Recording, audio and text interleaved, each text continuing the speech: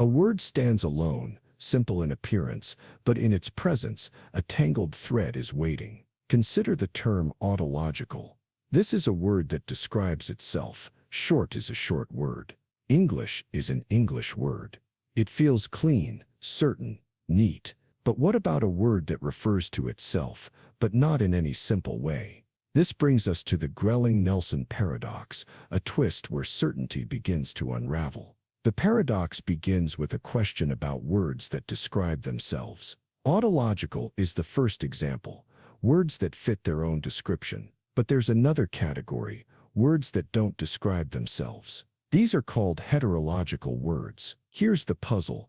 Is the word heterological, autological? If it is autological, it describes itself, because it means not describing itself, but then it must not describe itself, which would make it heterological. But if it's heterological, then it doesn't describe itself, but that would make it autological. We are left spiraling in a loop, unable to decide whether this word is one thing or the other, and yet we can't step outside the loop. The rules of language, the very structure of meaning, don't let us find a way out. Each turn, each possibility, leads to another paradoxical twist. How did we get here? What started as a neat set of categories, autological and heterological, has turned into a blur of contradictions. The moment we try to pin down a word, to make it fit within the lines we draw, it pushes back, reshaping itself into something that defies what we thought we knew. The paradox is more than a game with words, it's a reminder that meaning itself is fragile. We think we understand how language works, how definitions stand firm like solid ground beneath our feet. But language is alive, shifting, twisting. It bends around its own limitations, trapping us in loops where meaning dissolves like water slipping through our fingers. If we look closely, we see this isn't just about words at all. It's about the way we define everything. The lines we draw, the categories we impose, are not as stable as they seem. We try to build a framework of meaning, but it always leaks, always shifts. Something that seems so certain, so simple, can become a riddle that escapes our grasp. The Grelling-Nelson paradox asks us, can language be trusted? Can we rely on the words we use to describe the world, or are they as unstable as the very meanings we assign them? When a word can describe itself and then not, what else can we not trust? And if this paradox stretches out like a ripple, where does it stop? How far does it reach into the other things we try to define? Truth, reality, identity. What happens when the structures we rely on crumble under their own weight? The paradox takes us further into a quiet place, where certainty begins to fray. As we dig into the question, we may find that meaning isn't something we can contain with neat categories. It lives in the spaces between definitions, in the pauses where words stumble and lose their footing. Think of the way we shape our world with language. We name things, define them, make sense of the chaos. But what happens when the names we give things slip away, when the very act of naming pulls us into contradictions? Is truth a collection of words, neatly organized, or is it something deeper, something beyond the labels we place on it? If words can loop back on themselves, can the truths we hold close do the same? Can they fold in on themselves, dissolving under the weight of their own meaning? The Grelling-Nelson paradox opens a door to a larger mystery, one that stretches into the heart of language itself. We are left staring at a word, caught in a dance of contradictions, and perhaps that's the point, to remind us that meaning is not a fixed thing. It's a force, shifting, elusive, something we cannot hold on to for too long. As we search for answers, the paradox deepens, like a quiet puzzle with no solution. Each attempt to resolve it only leads to more questions. Is it possible to ever fully understand meaning, or are we doomed to chase it in circles, never quite grasping it? Perhaps the paradox isn't about finding an answer. Maybe it's about living within the ambiguity, letting it guide us rather than constrain us. What if in accepting the uncertainty of meaning, we find a new way of thinking about the world? The words we use, the concepts we rely on, are like fragile threads connecting us to reality. But what happens when those threads fray, when the boundaries of meaning blur? Does the world we understand collapse into uncertainty, or do we simply see it in a different light? There's something comforting in the paradox too. A quiet acceptance that maybe meaning doesn't need to be so firm. Maybe it's okay for things to shift, for definitions to bend. It's a space where certainty isn't required to move forward, and perhaps, in that uncertainty, we can find new paths. The paradox fades away as it opened, leaving behind only questions, and with them, the invitation to keep wondering, keep exploring, without needing to find final answers. A quiet whisper moves through logic. It begins with a statement, simple on the surface, but with a hidden depth, waiting to unfold. In the world of mathematics, assumptions are like seeds, and from these seeds entire forests of paradoxes can grow. One of these forests is the Curry paradox. Imagine a world where everything you say is carefully shaped by the logic around you, a place where a statement holds power over its surroundings. Now picture a statement that holds within it the power to create itself, to reach through time and effect change. This is where the Curry paradox begins. At first, it's easy to dismiss, but it's there, hidden, like a quiet question. The statement is simple. If something is true, then it can be used to prove something else. But here's the catch. This isn't just any statement. It's a statement that claims it will lead to something that should be impossible to prove. This is the strange beauty of the Curry paradox. It's a quiet loop, a circular dance where truth and meaning entwine in ways we aren't used to seeing. We start with something innocent. If this statement is true, then something else must follow. And yet this something else creates its own truth in the process. Step back for a moment. What makes this paradox so unusual is that the statement doesn't just point to another truth, it creates its own truth as it goes along. This forces us to question the very foundations of logic. What does it mean for something to be true, and how do we know what follows from it? The more we peel away the layers, the more this quiet loop expands. It's like standing in a room of mirrors, each reflecting the other, each claiming the next. The paradox tells us that in certain systems, truth isn't just discovered, it's created, as if by magic from the very statement itself. What happens when something creates its own reality? When a sentence, a thought, doesn't need any external evidence to stand. This is what the Curry paradox shows us. In a world governed by pure logic, a statement can hold within it everything it needs to self-validate. It becomes its own cause, its own effect. There's something unsettling about this, something that presses against the boundaries of our understanding. For in this self-contained system, the very rules we use to define truth seem to fold in on themselves. We no longer need to look outside for validation. The system, closed and perfect, becomes its own proof. What does it mean when we can't escape the loop? What happens when we don't need anything but the statement to define its own truth? In a way, it's as if the statement is a universe unto itself, with its own rules, where no outside force is needed to validate what it says. Now consider this. What does this say about us, about the world we live in?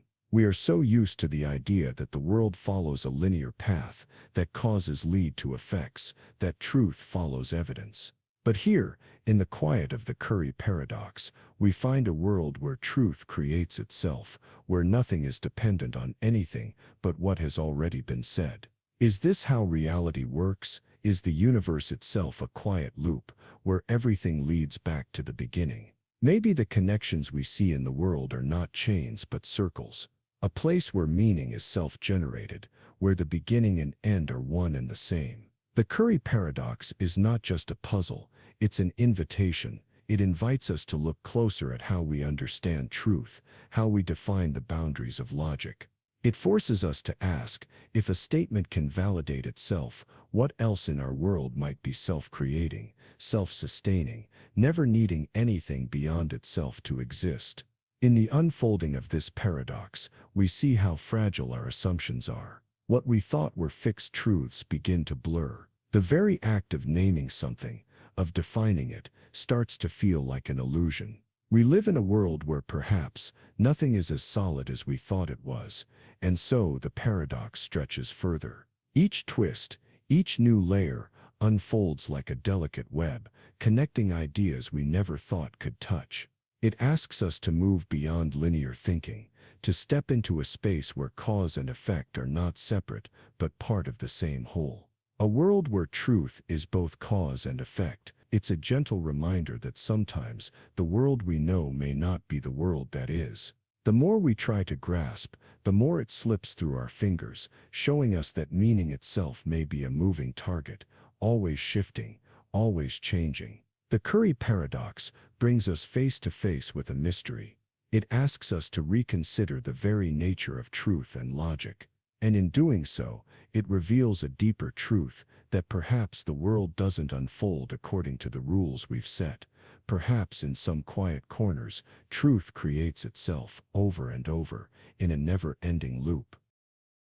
A line of statements stretches out before you, each one seemingly simple, but the further you look, the more complex they become. It's a quiet procession, a series of steps that never quite land. In this chain, each statement depends on the others, creating a paradox that echoes without ever finding solid ground. This is the Yablo Paradox. At first, the paradox seems like a riddle that shouldn't be hard to untangle. We start with a list of statements, each one asserting a truth about the others, and yet, as we move through the list, the certainty of those truths fades, revealing a web of contradictions we can't escape. Consider this: in the first statement, it claims that the second statement is false. The second says, the third statement is false, and the third says, the fourth is false, and so on. This pattern continues, each statement pointing to the next. But when we get to the end of the chain, what do we have? A loop of claims that seem to contradict themselves, but never quite resolve. This is the heart of the Yablo Paradox. Each statement refers to the next, and in doing so creates a chain of truth and falsehood that never stabilizes. If one statement is true, the next must be false. But if the next is false, then the one before it must be true. The loop, like a quiet dance, turns and turns, but never reaches a conclusion. Unlike other paradoxes, there is no self-reference here. No statement claims to be true or false about itself. Instead, the paradox relies on the relationships between the statements. Each one is indirectly connected to the others, but still stands on its own. And in this delicate structure, truth collapses. The statements cannot stand on their own without depending on one another. As you move through the list, each statement's truth is tied to the one before it. If you start with the first, you find that it can't be true without the second being false. But if the second is false, the third must be true.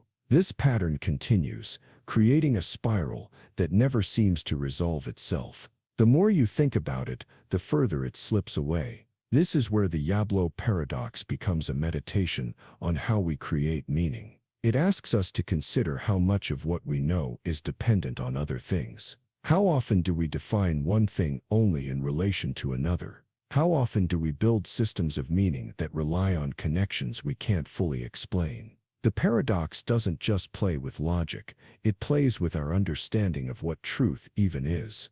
If truth is so dependent on the next step, what happens when the chain breaks? What if the links we rely on are fragile, and the whole structure collapses under its own weight? In the case of the Yablo Paradox, it's not about finding a single point of failure, it's about how the entire system holds together. But that's the subtle beauty of the paradox. There's no easy solution, no single point at which we can pull the thread and untangle it all. The chain of statements stretches out, each one dependent on the other, each creating a mirror of contradictions.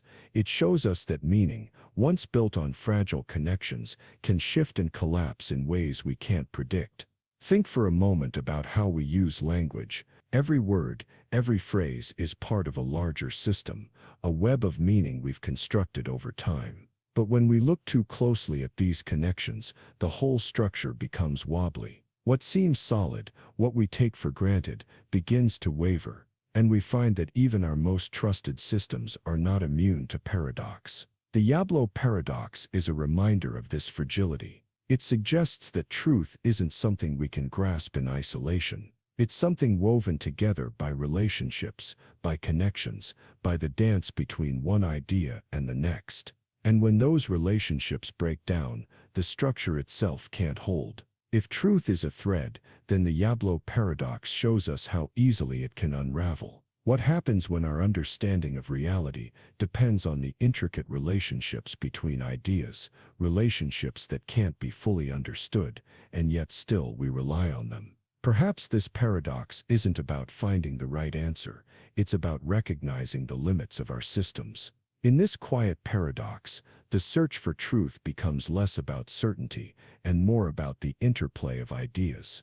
There's a beauty in the loop, a grace in the way the statements dance around each other, never quite landing. It's as if the paradox is showing us something about the nature of understanding itself. It is always in motion, always unfolding, never fixed, and perhaps that's the real lesson of the Yablo Paradox. It forces us to confront the uncertainty of our own understanding. The more we try to make sense of the world, the more we see that the systems we create are fragile, built on connections that can never fully hold. And in that fragility, we find a deeper truth that meaning itself is a dance of contradictions, always moving, always shifting. So the paradox stretches on, a quiet reminder that understanding is never complete. The loop continues, each statement depending on the last, never quite resolving, never quite settling. It leaves us in a space where meaning is fluid, where truth is elusive, and where the only certainty is the dance itself. There's a strange corner of language where words seem to lose their meaning, like a forgotten door at the end of a hallway. It's the kind of place that feels like a riddle, an enigma that won't quite resolve. This is where the Berry Paradox quietly waits. The paradox starts with a simple phrase, the smallest number not nameable in fewer than 20 words. It seems innocent, doesn't it? A number, simple and clear with a name all its own, but something is off. As soon as we look at it, we begin to feel the ground shift beneath us. If we take the phrase as it is, it means there exists a number that cannot be named in fewer than 20 words, but now we face a problem. We've just used fewer than 20 words to describe it, so by the very act of naming it, we've created a paradox. The number we're describing should not be nameable in fewer than 20 words. Yet here we are, naming it with fewer than 20 words. This is where the Berry Paradox begins to fold back on itself. If this number exists, it creates a contradiction simply by being named. We think we've found a way to describe it, but the very description creates an impossibility. It becomes a puzzle where each piece turns against the others. The paradox is not about the number itself, but about how we construct meaning through language. The moment we try to define this number, we are trapped by our own rules.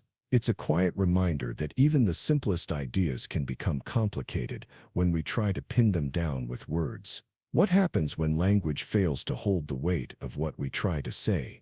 The Berry Paradox forces us to ask this question. It shows that sometimes, the more we try to define something, the more elusive it becomes. The description itself undermines the very thing it's trying to explain. In this strange loop, the words we use to define things lose their power. They slip away, caught in contradictions. Each attempt to name the number only deepens the paradox, making the task of defining it seem impossible. What should be a simple act of naming becomes an endless cycle of contradictions.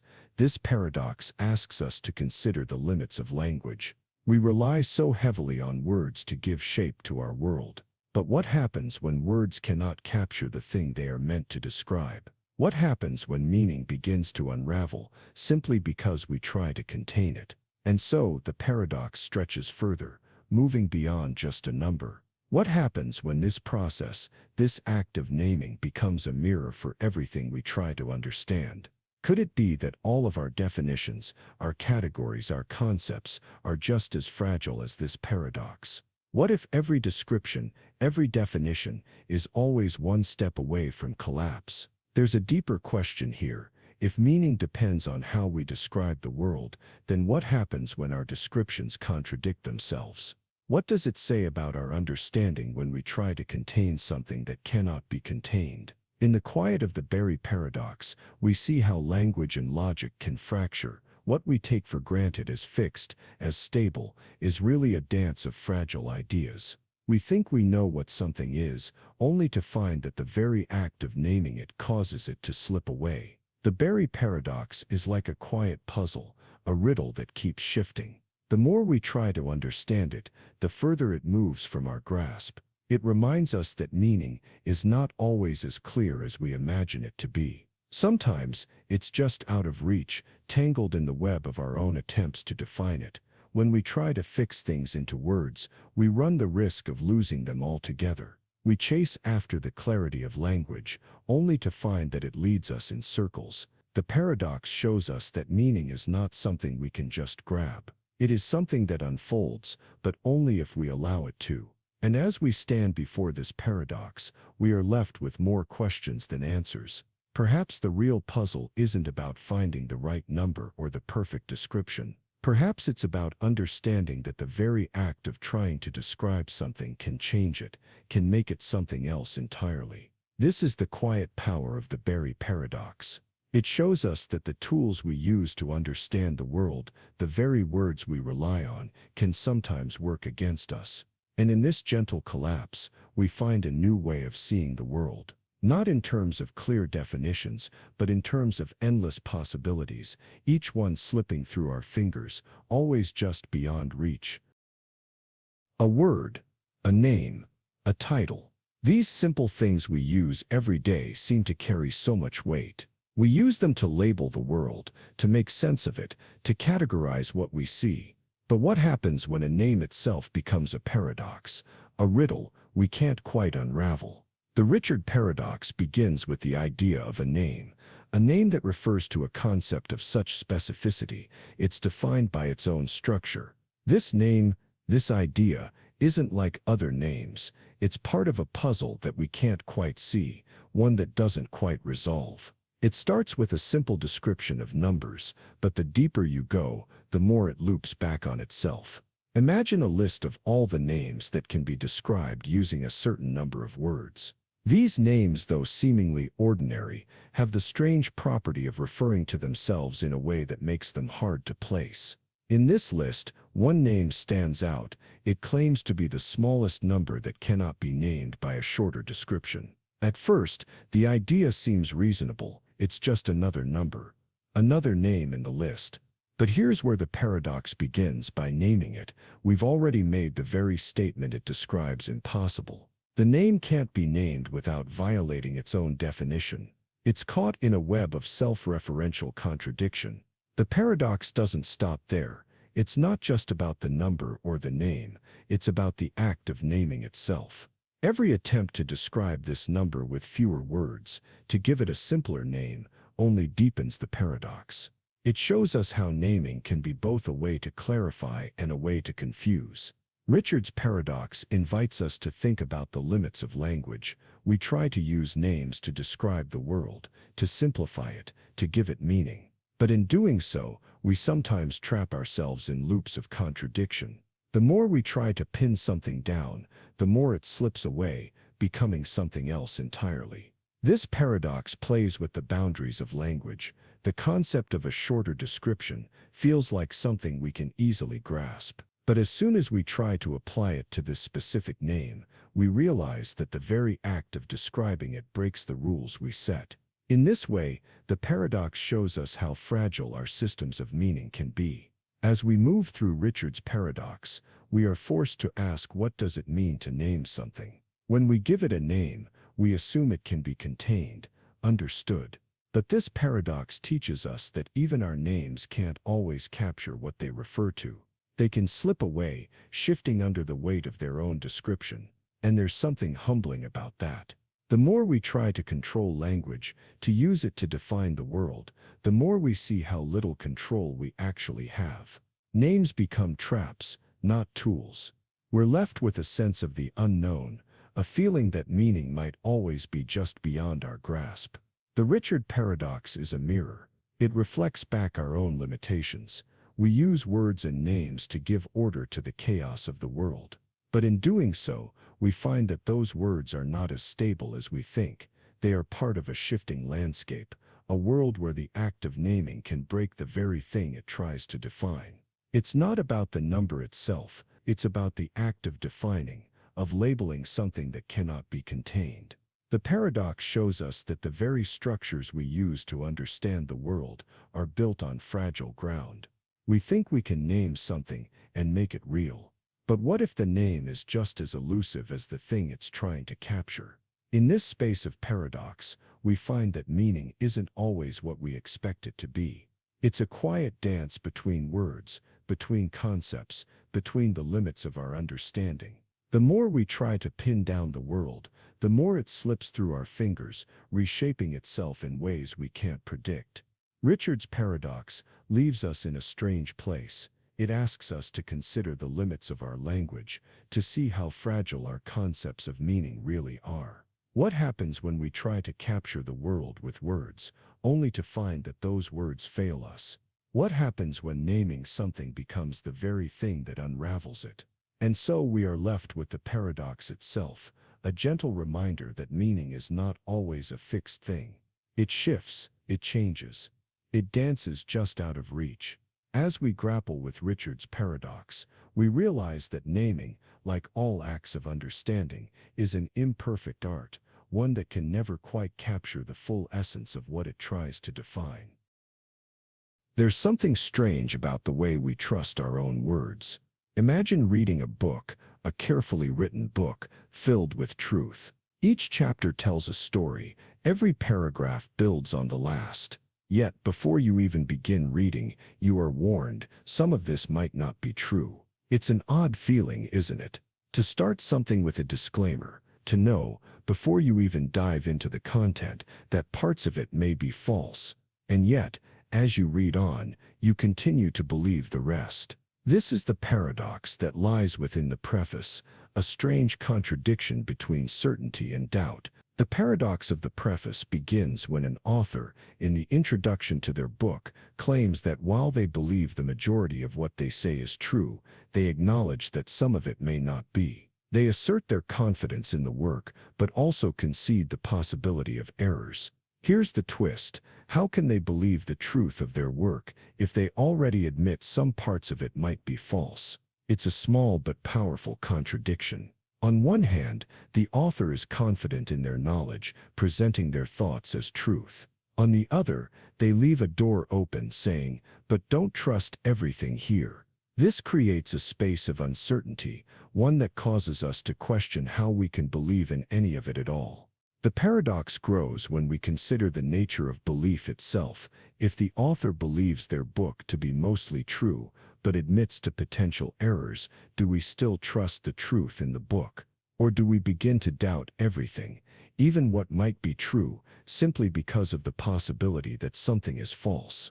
Consider this: every time we trust a piece of information, we are engaging in an act of belief, but belief doesn't work in isolation. It's woven through with doubt, with the understanding that no truth is ever fully immune to uncertainty.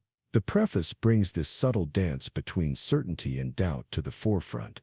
What happens when we cannot fully trust what we are being told? How can we hold two conflicting ideas, truth and uncertainty, in our minds at once? The paradox reminds us that belief itself is fragile. Our confidence in something can always be shaken by the awareness that it may not be completely true. As we read the book, the paradox follows us like a quiet shadow. How do we navigate this space between truth and falsehood? Can we ever know something is completely true if we acknowledge the possibility of error? And if we can't fully trust, do we then question everything we read, everything we hear? The paradox is also a reflection of how we live with knowledge. We often accept things as true, knowing full well that no knowledge is ever perfect. Every theory, every fact, comes with the knowledge that someone somewhere might find a flaw in it. And yet we continue to believe, to trust, even in the face of uncertainty. But here's the key: the paradox of the preface doesn't demand that we abandon belief entirely. Instead, it asks us to accept that truth and doubt can coexist, to understand that certainty is often an illusion, and that our knowledge is always in flux. In this way, it reflects the very nature of how we interact with the world. In some ways, the paradox shows us how our minds work when it comes to accepting truth. We don't need absolute certainty to move forward. We can believe something is true, even while holding space for the possibility that we might be wrong. This paradox is a quiet reminder of the balance we maintain in our daily lives between belief and skepticism. But the deeper question remains, if we can't fully trust our knowledge, how do we move through the world? If every piece of information comes with a seed of doubt, what does it mean to truly know something? Can we ever have absolute knowledge, or are we always living with a little bit of uncertainty, no matter how hard we try to convince ourselves otherwise? This paradox doesn't give us a clear answer. It only opens the door to deeper reflection. In a world where knowledge and belief are so closely tied, how do we navigate the space between what we think we know and the possibility that we might be wrong? The paradox of the preface asks us to live with that uncertainty, without letting it paralyze us. Perhaps the lesson here isn't about the certainty of truth. Perhaps it's about learning to move forward with a kind of graceful acceptance that no knowledge is ever complete, and no belief is ever entirely free from doubt. The paradox teaches us that we can embrace the uncertainty and still find our way. In this space, we begin to see the beauty of the paradox. Truth isn't always about being completely right. It's about holding the tension between what we know and what we don't. The paradox of the preface gently asks us to hold both certainty and doubt in our minds at once, and in that balance we find a deeper understanding.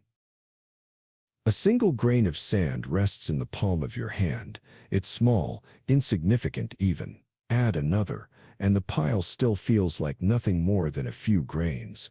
Slowly, the grains accumulate, but at what point does it become a heap? Where does something start being something else? This is the Sorites Paradox, a puzzle that seems so simple at first, but it unravels the way we think about categories, boundaries, and meaning. It begins with something small, almost unnoticeable. But as we add just a little more, we find ourselves lost, unable to say when the change actually happened. Picture this: you have a pile of sand. It's just a few grains, not a heap. But if you add one more grain, and then another, and another, at what point does it become a heap? There's no exact moment when it shifts. The change happens so gradually that it's impossible to pinpoint. The paradox challenges our understanding of how we define things.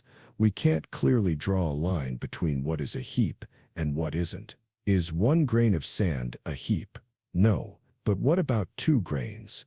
3? As we add, the pile grows. But where is the point where it stops being just a few grains and starts being a heap? It's a simple thought experiment, but it shows us just how blurry our categories can be.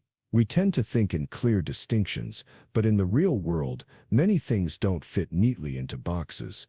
The Sorites Paradox forces us to confront the uncertainty of those boundaries. It's not just about sand. The paradox can be applied to many other things. When does a person go from being not bald to being bald? One hair gone doesn't make someone bald, but what about 100, 1,000? At what point do we say someone is bald? This paradox doesn't just play with words, it plays with the very nature of change. Change doesn't always happen in clear, abrupt steps. Sometimes it's gradual, so slow and subtle that we can't point to a single moment when it occurs. The Sorites Paradox is a reminder of how difficult it can be to define those moments. We live in a world full of gradual shifts, from the way we age, to the way our bodies change, to the way our cities evolve over time. Nothing is ever completely fixed. Yet we constantly try to define those changes with sharp categories, as if everything must fit neatly into a box.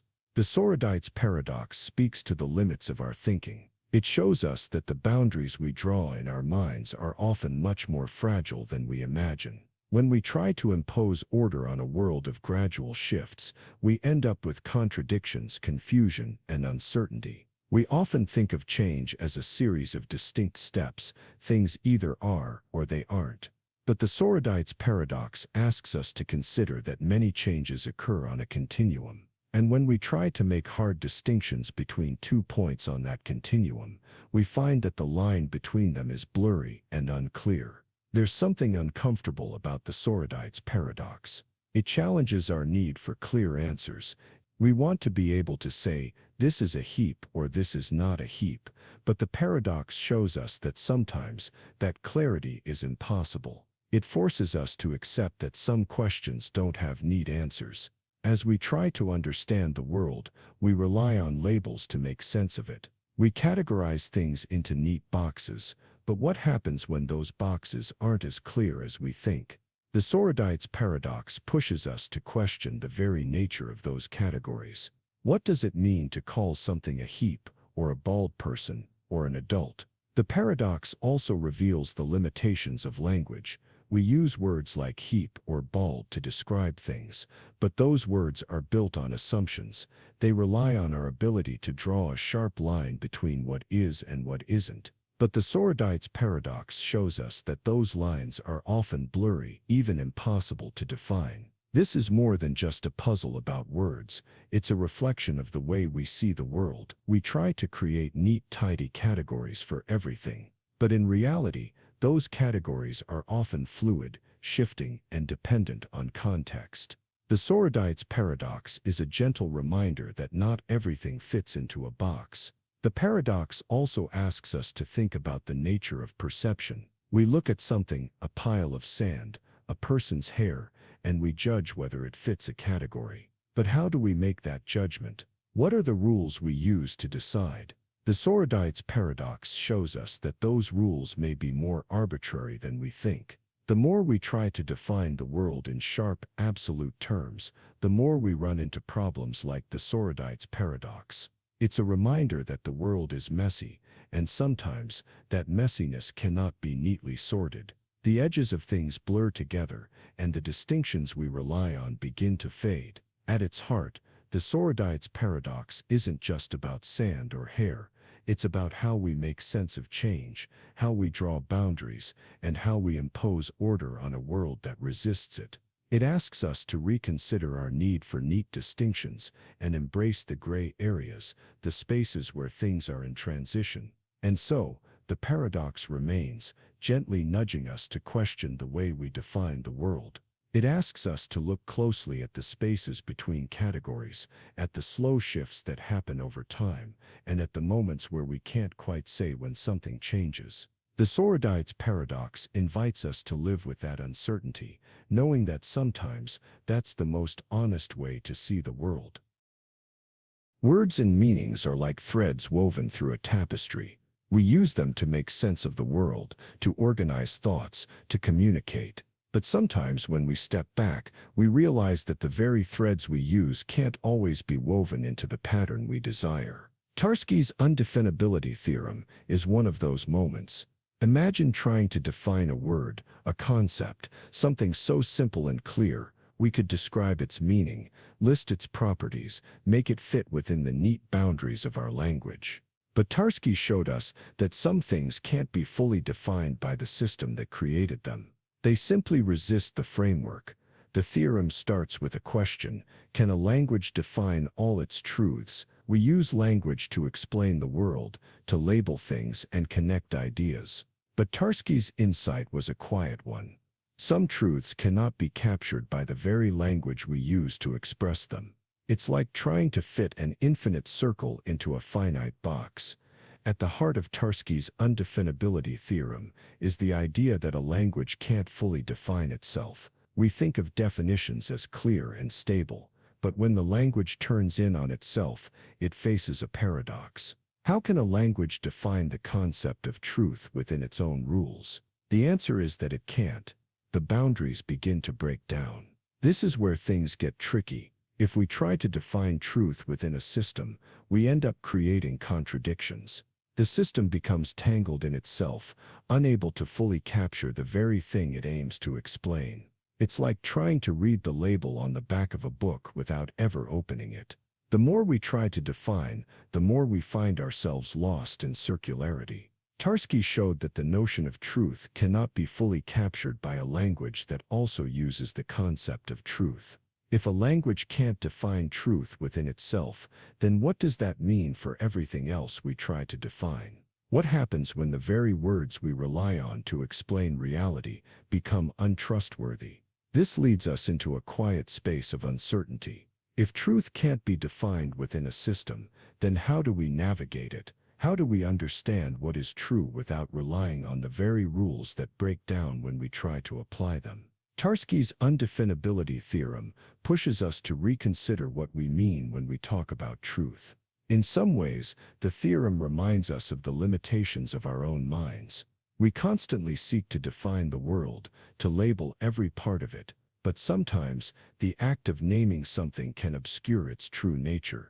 The more we try to categorize, the more we risk trapping ourselves in definitions that can't fully hold what they aim to capture. It's a strange thought, isn't it? That some truths can't be captured by the language we use to describe them. It's almost like trying to describe a color to someone who's never seen it.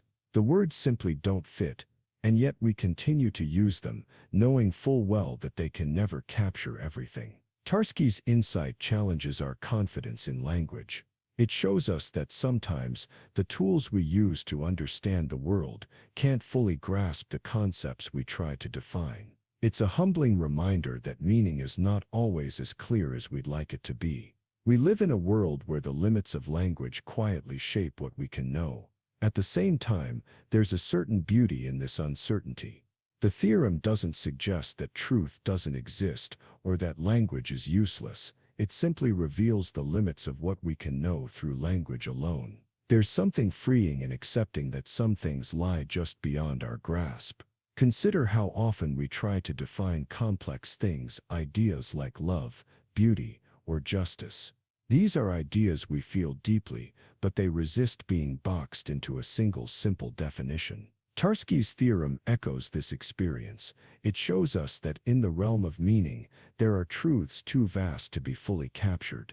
So we return to the paradox. How do we navigate a world where some truths can't be defined? The answer might lie in the acceptance that meaning isn't always static.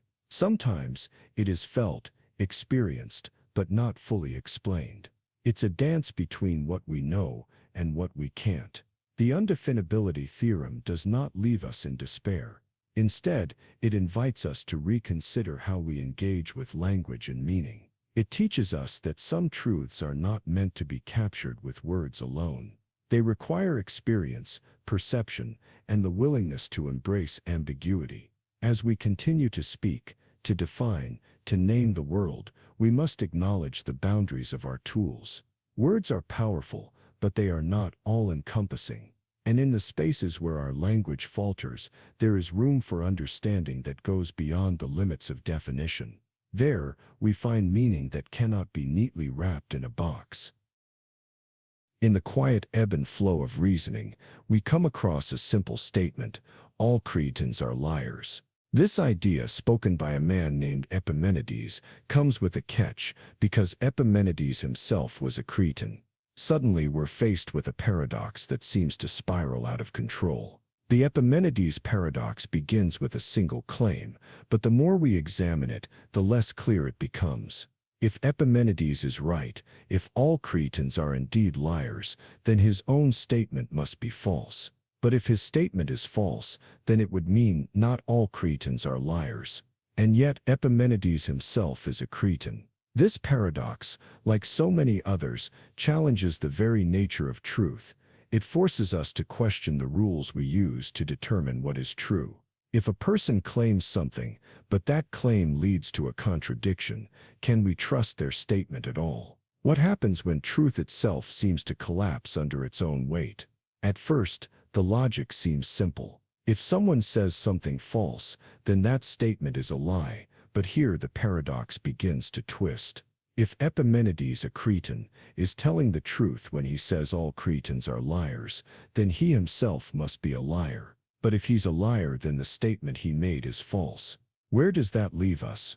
As we try to navigate this web of contradictions, we see that the Epimenides Paradox does more than just challenge a simple statement. It forces us to reconsider the way we think about truth and whether it can exist without contradictions. The paradox shows us that our understanding of truth may not be as solid as we think. The statement itself becomes like a knot, one that can't be undone. If we assume it's true, it leads us to falsehood. If we assume it's false, then the truth hides within it. This is the essence of the paradox. It doesn't allow us to escape. Every path we take leads back to the same contradiction. We often think of truth as something straightforward, something we can verify or disprove. But the Epimenides Paradox reveals a deeper complexity. Sometimes, truth is not so simple. It doesn't always fit neatly into the boxes we create. It challenges us to think more deeply about how we define what is true. In a way, this paradox is a mirror. It reflects back at us the limits of our logical systems. We believe that truth is something we can grasp, something we can measure. But what happens when the very tools we use to measure it begin to collapse? The paradox forces us to confront that uncertainty. It also raises a deeper question: can we trust statements that seem to contradict themselves? If something is true, can we rely on it to remain true, even when it leads to a contradiction? The paradox doesn't offer an easy answer. Instead, it leaves us with the unsettling feeling that truth may not always be as stable as we hope. This is the quiet beauty of the Epimenides Paradox. It shows us the fragility of logic, the way that even the most seemingly simple statements can lead us into uncertainty. It reminds us that truth is not always a straight path, but a winding road full of twists and turns that can confound our understanding. The more we try to resolve the paradox, the more we realize that we can't. It exists as a reminder of how limited our reasoning can be. We want to find a way out, to untangle the web, but sometimes the paradox simply stands as a fact. Truth can be elusive, even contradictory, and that's part of the mystery. And yet, even as the paradox refuses to let us escape, there's something freeing in it. It shows us that not everything needs to make perfect sense. Sometimes, contradictions are part of the fabric of the world. They remind us that truth isn't always clear. It can be messy, layered, and complex. The Epimenides Paradox is a gentle invitation to think differently about truth. It asks us to let go of the idea that truth must always be straightforward, always clear. Sometimes, the paradox itself is the truth, an ongoing dance between what we know and what we can never fully understand. In the end, the paradox doesn't seek to answer any questions. It simply asks us to sit with the uncertainty, to accept that not all contradictions can be resolved. And in that acceptance, we find a deeper understanding of what it means to know something at all. There's a quiet murmur in the way we use language, an undercurrent that we often overlook. Words are tools meant to bring clarity, but sometimes they slip and slide around their meanings, refusing to be pinned down. Quine's paradox emerges from this quiet space, where words can no longer stand still. The paradox begins with something we all take for granted: translation. Imagine that every word in one language has an equivalent in another language. It seems simple, doesn't it? We say one word, and it has a clear counterpart in another. But Quine suggests that this is not as straightforward as we think.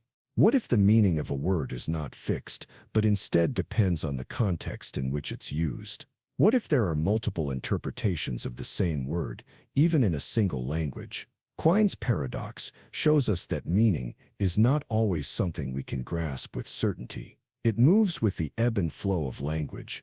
Imagine trying to translate a simple sentence from one language to another. The sentence seems clear, but as you begin to work through it, the words start to slip away. The exact meaning of each word is hard to pin down. What was once simple becomes a maze of uncertainty. Quine's paradox reveals that the meaning of a word is tied to the entire language system. Each word draws its meaning from its relationship with other words. It's not just the definition of a word, but the way that word fits into the larger structure of language. Without this context, words lose their meaning. This creates a strange situation. If we cannot fully understand a word without understanding the entire system of language around it, how can we ever be sure that we fully understand what someone else means? How do we know we are speaking the same language, even if we share the same words? The paradox continues to unfold as we consider how translation works. A word may seem to have a direct counterpart in another language, but what if the meaning is different? What if the word in one language carries subtle nuances that are lost when translated? This challenge reminds us that meaning is never as simple as it appears. Quine's paradox suggests that there is no such thing as an exact translation. Words don't have one fixed meaning, they have many. This makes the process of understanding, of communication, much more fluid, much more uncertain. It's not just about the words themselves, but about the context in which they are used. This opens a broader question: can we ever fully understand someone else's meaning? If language is always shifting, always depending on the context, can we truly know what another person intends when they speak? The paradox reveals the limits of our understanding, forcing us to confront the complexity of communication. But there's something fascinating about this complexity. It suggests that meaning is not a fixed, static thing, but something that flows and shifts, like water. It challenges the very idea that we can fully define something with a single word or a simple phrase. Meaning is something we negotiate, something we move through, but never fully grasp. As we explore Quine's paradox, we see that language is not a perfect tool. It's a web of relationships, each word connected to others in ways we don't always notice. When we try to pull one word free from the web, we realize that it cannot exist alone. Its meaning is tied to the larger system. This paradox does not offer us an easy answer. Instead, it invites us to consider the limits of our knowledge, to accept that communication is always imprecise, always shifting. What we think we understand may not be the whole picture. The more we explore, the more we realize how much is left unsaid. Quine's paradox also challenges us to think about how we define truth. If language can never fully capture meaning, how do we know what is true? Is truth something that can be contained within a word, or is it something more elusive, something we can only glimpse through the fog of language? And yet, even with these uncertainties, we continue to use language. We rely on it to build our understanding of the world, to connect with others, to make sense of our experiences.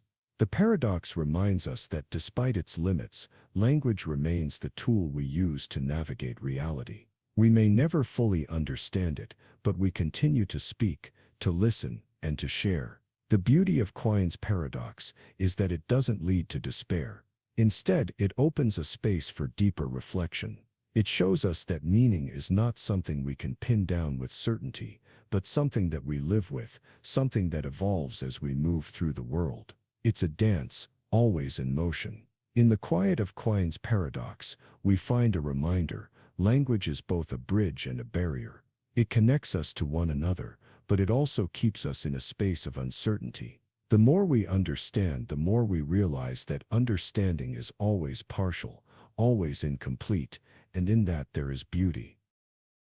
There's a strange dance that takes place when we try to grasp something we can't fully define. We try to wrap our minds around it, but the more we reach, the more it slips away. This is what happens with the concept of a non-concept. The paradox of the concept non-concept begins with a simple idea. What happens when we try to define something by saying it's the absence of a concept? A non-concept, by definition, is not a concept at all. But in calling it that, we create a concept, don't we? And therein lies the paradox. If we say something is a non-concept, we are describing it using a word that depends on the idea of a concept. We can't talk about a non-concept without first understanding what a concept is. And yet, if it's truly a non-concept, it shouldn't exist within the realm of things we can talk about at all. It's like trying to describe silence with sound. It's a tricky thing, isn't it? By using words to describe something that isn't supposed to have a clear definition, we entangle ourselves in a web of contradictions. The non-concept is, in a way, always already caught in the act of becoming a concept, simply because we try to define it. The paradox also forces us to ask, can something truly exist outside of language? If we can't define a non-concept without referring to the very system of concepts it is supposed to escape, does it even exist? This is where meaning begins to break down, leaving us in a space where definition slips through our fingers. Imagine trying to picture the color nothing. If you've never seen it, how can you know it? The non-concept behaves similarly. It's a concept about something that isn't supposed to be a concept, and yet we can't help but give it shape, try to make sense of it even as we know it can't be fully grasped. This paradox has a way of sneaking up on us, showing us the fragile nature of our understanding. We rely on concepts to describe the world, to make sense of things, but when we try to talk about something that isn't supposed to be a thing at all, we realize how much of what we know is built on the act of defining, naming, categorizing. It's almost like trying to hold water in your hands. Every time we reach for a non-concept, we end up with more concepts instead. The more we try to define what it is, the more we fall deeper into the trap of meaning. The non-concept itself becomes impossible to avoid because it requires the very system we are trying to escape. At its core, the paradox of the concept non-concept is a meditation on language itself. It reminds us that language is both a tool and a limitation.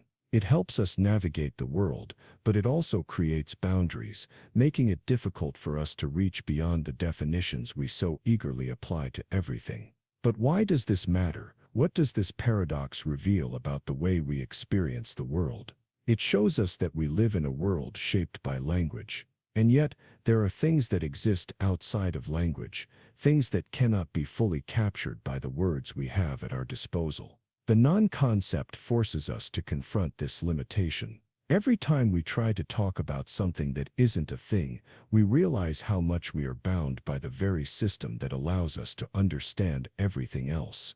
We cannot think outside of concepts without paradoxically using concepts to do so. In this way, the non-concept becomes a mirror, showing us the limits of our own understanding. It also brings us face to face with the idea of existence itself. If something is a non-concept, can we even say it exists, or is existence only something we can recognize within the structure of concepts?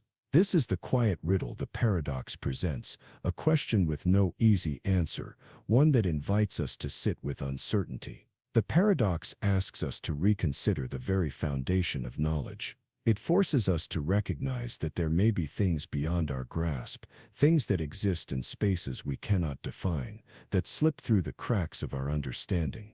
The more we try to categorize everything, the more we realize how much is left outside the boundaries of language. At the heart of this paradox is a challenge to our need for certainty. We want everything to fit neatly into a box, to be defined, to be understood. But the concept of the non-concept shows us that not everything can be captured, not everything can be fully defined. Some things remain mysterious, elusive, even if we cannot help but try to name them. This paradox invites us to let go of the need for absolute definitions. It shows us that some things exist beyond the reach of words, beyond the grasp of our logical systems. And perhaps in accepting this, we come closer to understanding not just the non-concept, but the vastness of what we will never truly know. The paradox of the concept non-concept is a reminder that not all meaning can be contained.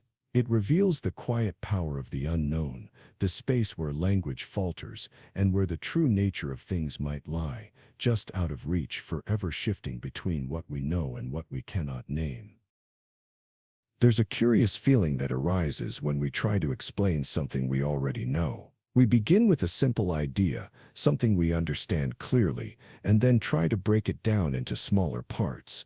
The more we dissect it, the harder it becomes to grasp. This is the paradox of analysis. Imagine a word like bachelor. It's simple enough. A bachelor is an unmarried man. The definition seems straightforward, but when we try to analyze this definition, we start to see the cracks. What does unmarried mean? What does it mean to be man? Every word we break down leads us further into a web of other definitions, until the original idea slips away. At its core, the paradox of analysis asks, can we ever truly define something without changing it? We start with an understanding, but the more we try to analyze it, the more the meaning becomes fractured.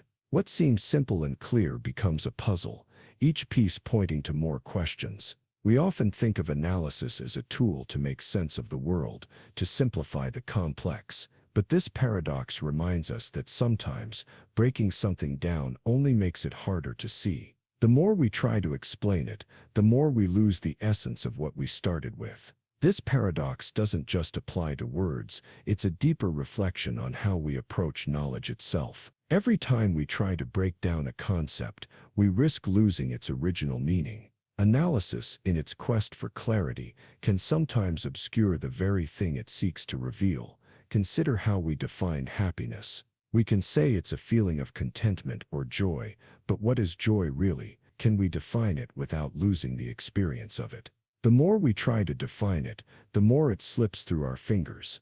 The definition never quite matches the experience. This paradox invites us to think about how we interact with the world around us. We try to categorize and define everything, to bring order to the chaos. But sometimes, in the act of analysis, we lose the very thing we are trying to understand. It's as if the act of defining changes what we are defining. The paradox of analysis also brings us to the question of language itself. Words are meant to represent ideas, but the more we try to break them down, the more we realize how incomplete they are. A word is never just one thing. It's a network of meanings, layers and associations, each one shifting as we try to explain it. In some ways, this paradox asks us to reconsider the role of language in understanding. Language helps us connect with others, but it also limits us. Every time we try to put something into words, we are reshaping it, bending it to fit the framework of our language. The essence of what we understand can get lost in translation. Think about an emotion, like love. How can we define love? We might say it's a deep feeling of affection, but does that really capture what it feels like to love? The more we try to put it into words, the more we find that words are never enough. The experience escapes us, always just beyond the definition. The paradox isn't just about words or definitions, it's about the way we think. We want to understand the world, but our desire to break it down into parts often leads to confusion. Each piece we analyze brings us further from the whole. Understanding becomes a process of endless fragmentation, and the original idea becomes harder to find. In this way, the paradox of analysis reminds us that sometimes the best way to understand something isn't by dissecting it, but by experiencing it directly. The more we try to break it down, the more we risk losing the essence of what we're trying to understand. We need to accept that some things are best left whole. The paradox also calls into question the idea of certainty. We tend to think that the more we analyze, the closer we get to the truth. But the more we analyze, the more questions arise. What we thought we knew becomes something else entirely. Truth itself becomes slippery, harder to define the more we try to hold it in place.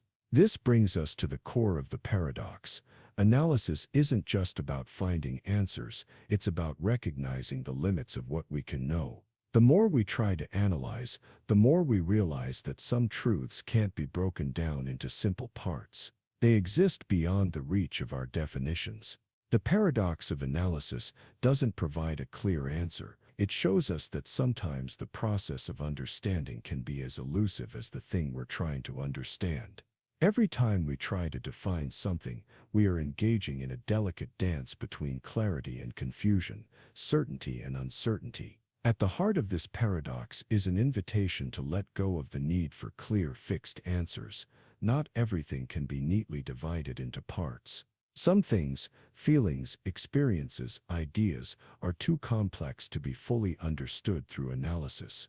And in that complexity, there's a beauty that can't be captured by words alone. So we are left with the paradox, a reminder that some things are best experienced, not defined. The more we try to break them down, the more we risk losing the essence of what they are. In our quest to understand, we must accept that not everything can be explained. Some things simply must be felt. There's a word we use every day, tall. It's simple, almost too simple. You might use it to describe a person, a building, or a tree, but how tall is tall? At what exact point does something go from being not tall to tall? The answer isn't as clear as we might think. This is the problem of vagueness, a quiet puzzle that lingers in many of the words we use. Vagueness sits at the edges of meaning, slipping through our fingers when we try to define it precisely. What does old mean? Or rich? How do we set boundaries for these words when they seem to blur and shift depending on who is using them? At first glance, we think these words are easy to understand, but the problem of vagueness challenges this assumption. It shows us that many of the concepts we rely on are not as clear as we imagine. These concepts stretch and bend, leaving us uncertain about where to draw the line. Take a mountain. When is a hill not a hill, but a mountain? One person might call it a hill, another might call it a mountain. What makes the difference? There's no clear boundary. We can't point to a specific height and say, here, this is the moment when a hill becomes a mountain. Vagueness is in the small spaces between clear categories. It forces us to ask, if we can't define exactly where one thing ends and another begins, how do we understand the world around us? These blurry edges, these shifting boundaries, remind us that language often works in a way we can't completely control. Think about the concept of heap. If you have 1 grain of sand, is it a heap? What about 100 or 1,000? At what point does a pile of sand become a heap? The problem arises because we can't clearly define where a pile crosses the line into a heap. It's a question without a precise answer. The problem of vagueness isn't just about piles of sand or words like tall and old. It's about how we think and how we try to make sense of the world. We want certainty, clean lines, and clear definitions.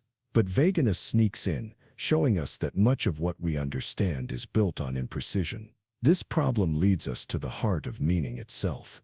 If we can't define a heap, a mountain, or a rich person with exactness, how do we truly understand what they are? How do we make decisions based on concepts that resist being fully captured? Vagueness doesn't provide us with neat answers, only a reminder of how fluid meaning can be. Vagueness also exposes a tension between the way we use language and the way we experience the world. When we talk about something being large, we usually have a sense of what that means, but the more we try to define it, the more we see that our sense of meaning doesn't always match the definitions we try to impose on it. As we explore this problem, we are forced to confront the limitations of our language. Words are tools, but they are not always as precise as we want them to be. Language is a bridge between minds, but sometimes it leaves gaps. Vagueness shows us the spaces between the words, the places where meaning slips and flows like water. And yet, despite its slipperiness, vagueness is something we live with every day. We function in a world full of vague concepts, ideas that are fuzzy, unclear, and fluid. It's in the way we categorize the world, in the way we speak and think. We know that things aren't always black and white, but that doesn't stop us from trying to draw clear lines. In some ways, vagueness is a natural part of human thought. We often rely on intuition, on what feels right, rather than seeking exact definitions. The problem of vagueness shows us that meaning isn't always fixed or rigid.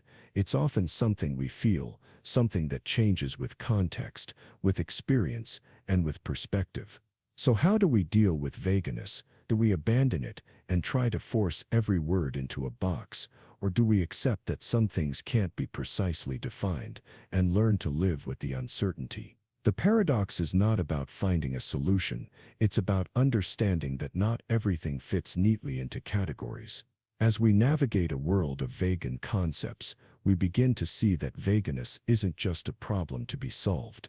It's a feature of human life. It reminds us that the world is not always as clean and clear as we might want it to be. Sometimes, the edges of meaning are soft, and that's okay. The problem of vagueness invites us to embrace the messiness of language, to accept that some things will always remain fluid. It forces us to think more deeply about how we understand the world and how we use words to shape that understanding. In the spaces between clarity and uncertainty, there's a richness to be explored. Imagine a quiet statement. It's raining, but I don't believe it's raining. At first, it seems harmless, but something feels off. We're presented with a contradiction that doesn't fit neatly into the framework of logic. This is Moore's paradox, a paradox that challenges the very way we think about belief and knowledge. The paradox begins when we make a statement that we believe to be true, yet also deny the truth of that statement at the same time. For example, saying, "It's raining, but I don't believe it's raining." We can believe something to be true, and yet somehow deny that belief. This creates an unsettling clash. What makes Moore's paradox so strange is that it's not a logical contradiction in the traditional sense. It doesn't break the rules of logic, yet it still feels deeply wrong. It's like standing in the rain and saying, "I don't think it's raining," even though the rain is clearly falling around us. The conflict doesn't arise from the statement itself, but from the way our beliefs interact with it. If you believe it's raining, why would you also claim that you don't believe it's raining? This contradiction feels off, because in our normal experience, belief and truth are closely linked. We believe things that we think are true, and we think things are true because we believe them. This paradox upends that relationship. Moore's paradox isn't about rejecting the idea that beliefs can be false. It's about a subtle and unexpected clash. It's not that we can't have false beliefs, it's that the very structure of our belief system doesn't easily allow us to hold conflicting beliefs at the same time. If it's raining, then it's odd to say you don't believe it's raining. This paradox forces us to confront the nature of belief itself. How do we hold beliefs? What makes us confident in our beliefs, and how do we reconcile them when they contradict each other? Moore's paradox shines a light on the sometimes fragile connection between what we think is true and what we believe to be true. It also raises deeper questions about self-awareness. We think of belief as a clear, conscious act. When we say we believe something, we believe we are aware of it, and our belief is in harmony with the world around us. But Moore's paradox shows that our beliefs can become disjointed, disconnected from our experience, leaving us with confusion. This paradox speaks to the relationship between belief, knowledge, and perception. We are constantly interpreting the world, forming beliefs based on our perceptions. But what happens when our perceptions don't align with our beliefs? What if we know something, but our belief doesn't follow suit? Moore's paradox shows us that beliefs can't always be counted on to match the reality they claim to represent. Consider this: the paradox doesn't suggest that belief is always reliable. It shows us that belief doesn't always operate in a tidy, logical fashion. Our beliefs sometimes seem to follow the rules, but other times they twist, forming contradictions that are hard to explain. Moore's paradox is an invitation to explore the deeper layers of belief. There's something intriguing about the paradox. It doesn't just make us question logic, it makes us question the way we process the world. It's as if it opens a door to a part of our mind where beliefs can coexist in strange, unexplained ways. Our minds aren't always as neatly ordered as we think they are. The paradox of Moore challenges our assumptions about belief and truth. If we can't even believe the things we know to be true without contradiction, what does that mean for other areas of knowledge? It pushes us to look deeper into how we form beliefs and how those beliefs might be influenced by more than just what's directly in front of us. In some ways, Moore's paradox is a reminder that our beliefs are complex and sometimes fragile. They don't always follow the rules we expect them to. When we hold contradictory beliefs, we might feel disoriented, but the paradox itself reminds us of the inherent messiness of human thought. This paradox also nudges us to rethink certainty. We want to believe that our beliefs are solid and unshakable, that they fit neatly into a framework of truth. But Moore's paradox shows us that belief is not always so orderly. It can be flawed, contradictory, and imperfect. But that imperfection is part of what makes us human. The contradiction that Moore's paradox presents doesn't fit within our usual understanding of belief. It forces us to acknowledge that sometimes our thoughts and beliefs are not as clean and tidy as we would like them to be. There's room for contradiction, confusion, and complexity in the way we see the world. At the heart of this paradox is an invitation to let go of the need for perfect clarity. It shows us that sometimes belief and truth are not in perfect harmony. Sometimes we hold conflicting beliefs, and that's part of the puzzle of understanding ourselves and the world around us. Moore's paradox doesn't offer easy answers, but it opens up a space where we can think about belief in a different way. It challenges us to accept that contradictions may not always be something to resolve. Perhaps they are simply part of the complex nature of human understanding, waiting for us to sit with them, to explore them, without the need to fix everything at once. There's a moment when you read a word, like dog, and instantly, a picture forms in your mind. It's clear, solid, easy. But what happens when that word starts to shift, when it's no longer just one thing? What if the meaning of dog changes depending on the context, the sentence, or the speaker? This is the essence of semantic holism and indeterminacy. It's the idea that the meaning of a single word is not fixed, but depends on the entire network of words, contexts, and experiences around it. In other words, words can't be understood in isolation. Their meaning grows from the web of ideas they're connected to. Take a simple phrase like "the cat sat on the mat." It seems clear, doesn't it? But as soon as you change one word, like replacing cat with dog, the whole meaning shifts. The sentence changes not because of the single word dog, but because of how that word connects to the others around it. The meaning of the sentence isn't fixed, it's fluid. Semantic holism suggests that meaning is like a dance, constantly shifting, depending on the relationships between words. The meaning of one word can't be understood without considering the others around it. When you change one part, the whole structure changes, and the meaning of everything involved transforms along with it.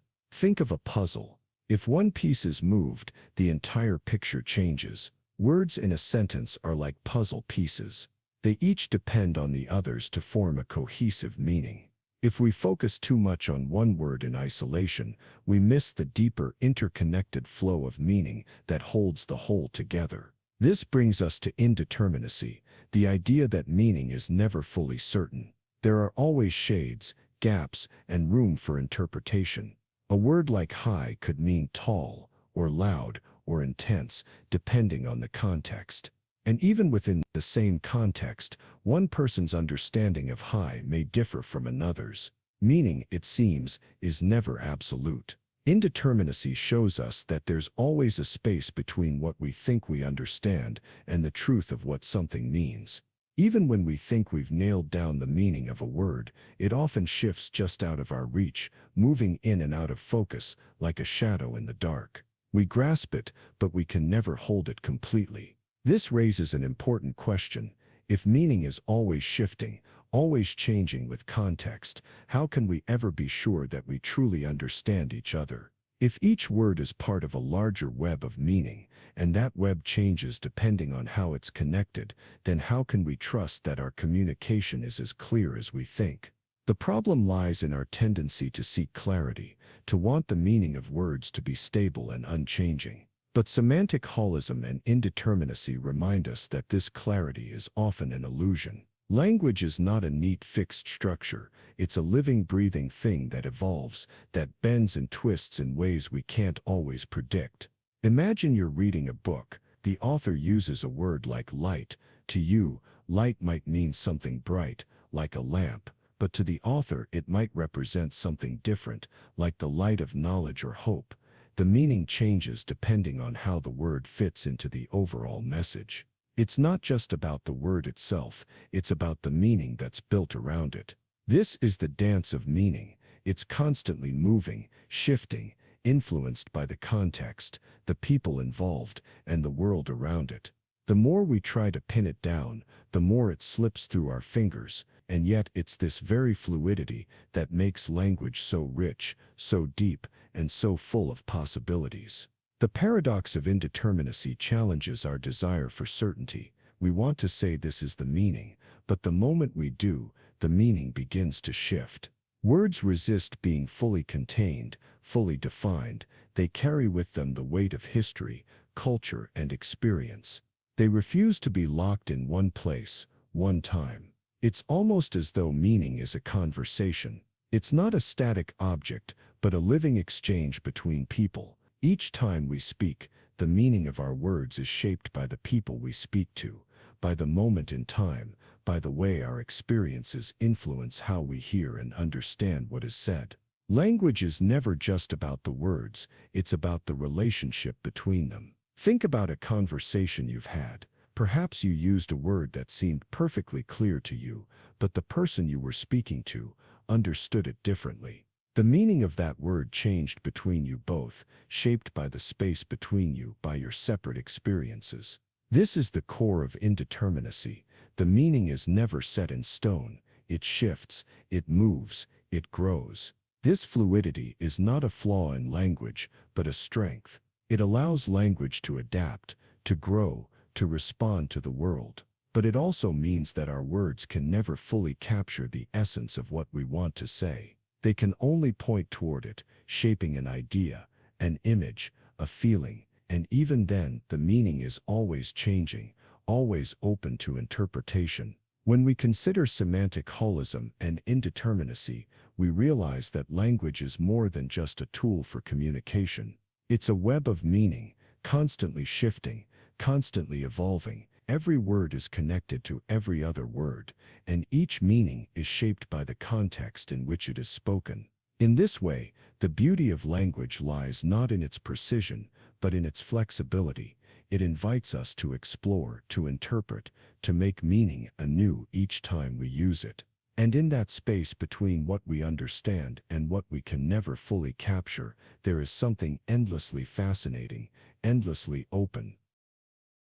There's a quiet confusion that arises when we start to talk about something and the words we use seem to lose their grip on meaning. Imagine a sentence that feels perfectly clear, yet the more you try to understand it, the less certain you become.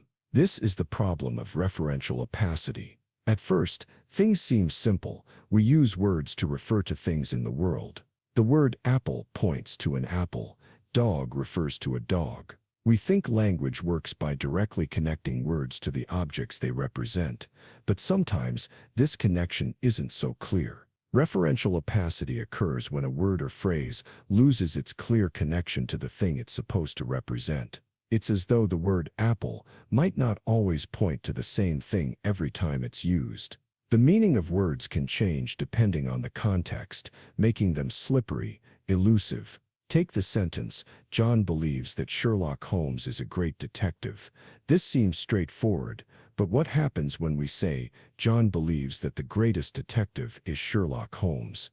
These sentences might sound similar, but the second one carries a different meaning because the reference to Sherlock Holmes is now tangled in John's belief system. The opacity of the reference clouds the meaning. This paradox shows us that when we talk about someone's belief or understanding, we aren't always talking about the same thing we thought we were. The word Sherlock Holmes means something different depending on whether it's part of a belief or part of an objective truth. The more we try to clarify, the more uncertain it becomes. In the first sentence, Sherlock Holmes refers to the fictional detective we all know, but when we add John believes, it no longer has a clear fixed reference. Now it's wrapped in the uncertainty of belief, a belief that might be different from our own. The reference to Sherlock Holmes is no longer transparent. This highlights a deeper issue with language. Words are not always as direct as we believe. When we speak about something, the word can carry layers of meaning that shift depending on the speaker's perspective. What happens when the thing we're talking about is hidden behind layers of belief, thought, and context? The problem of referential opacity brings us face to face with the fragility of meaning. It asks us to consider how much of what we say is shaped by the way we think, by the context we place it in. Even simple words and ideas can change, depending on how they are framed. Consider the sentence, "He's the man who invented the light bulb." This statement might seem clear, but depending on who he refers to, Edison or someone else, it can carry very different meanings. Referential opacity shows us that even in seemingly clear statements, the reference can be unclear, shifting like sand under our feet. Our words are often tied to more than just the things they refer to. They are entangled in systems of belief, knowledge, and context. This means that what we think a word refers to might not be what someone else thinks it refers to, even when we're looking at the same object, the same idea, the same world. This paradox speaks to how language is built on trust. When we use words, we assume that others understand them the same way. But what happens when the reference becomes opaque? When the connection between the word and the thing it represents blurs, communication itself becomes a delicate dance of assumptions, one that is never as straightforward as it seems. In the space between the word and its reference, meaning becomes fragile. Words do not carry absolute, unchanging meanings. They shift and change, depending on context, belief, and perception. The more we try to pin down their meaning, the more they seem to slip away, elusive and undefined. What we learn from the problem of referential opacity is that meaning is never fully fixed. We can't always be sure that when we use a word, it's pointing to the same thing for everyone. The word apple might bring to mind one image for you, and a slightly different one for someone else, depending on their own experiences. This paradox calls into question the very nature of communication.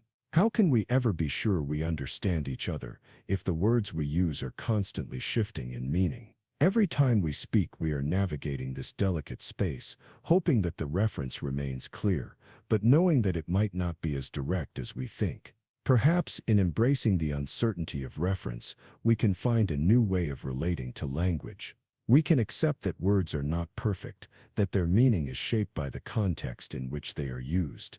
And in this acceptance, we may find a deeper understanding of how language shapes the way we see the world. The problem of referential opacity challenges us to think more deeply about the words we use. It shows us that language is not a perfect system, and that meaning is never as stable as we might like it to be. But in that uncertainty, there is a richness, a fluidity, that allows meaning to grow, change, and evolve. There's a strange feeling that arises when you look into a mirror and see another mirror behind it. The reflection stretches on, endlessly, without a clear beginning or end. This is the sensation of self-reference, a concept that can lead us into an infinite loop where nothing seems to settle. The paradox begins when we refer to something with a statement that looks back at itself. Take the statement, "This sentence is false." If the sentence is true, then it must be false. But if it's false, then it must be true. This creates a loop, a paradox that never finds solid ground. Now imagine a deeper loop. What if a sentence refers not just to itself, but to an entire system of ideas? Every time we look for an answer, we fall deeper into the cycle. Each answer only leads to more questions, and every question reflects back on the answer, pushing us farther into an infinite regress. An infinite regress is like a staircase that goes on forever. You take one step, only to find that there's another step just beyond it, and another beyond that. With each step, the end remains just out of reach. The more we try to understand, the further we move from a solid answer. This concept is at the heart of self-reference. We think we can define things, pin them down, but as soon as we start, they slip away from us, revealing more layers, more reflections, each one pointing back to the one before it. The paradox lies in the impossibility of ever reaching a final definition. At first, this might seem harmless, like a curious thought experiment, but the deeper we go, the more unsettling it becomes.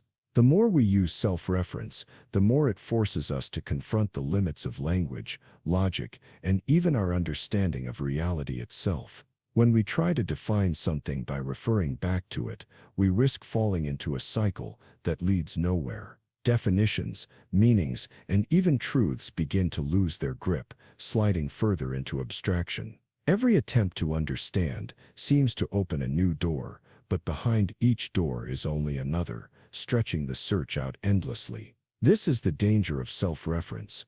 It creates a space where no conclusion is ever final, where everything is in motion, constantly shifting.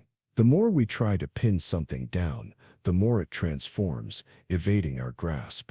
It's a delicate balance, one that shows us how language and meaning can be fragile. Think of the question, what is truth? We can answer it in many ways, but each answer itself depends on other concepts and definitions. The moment we try to define truth, we are left with more questions.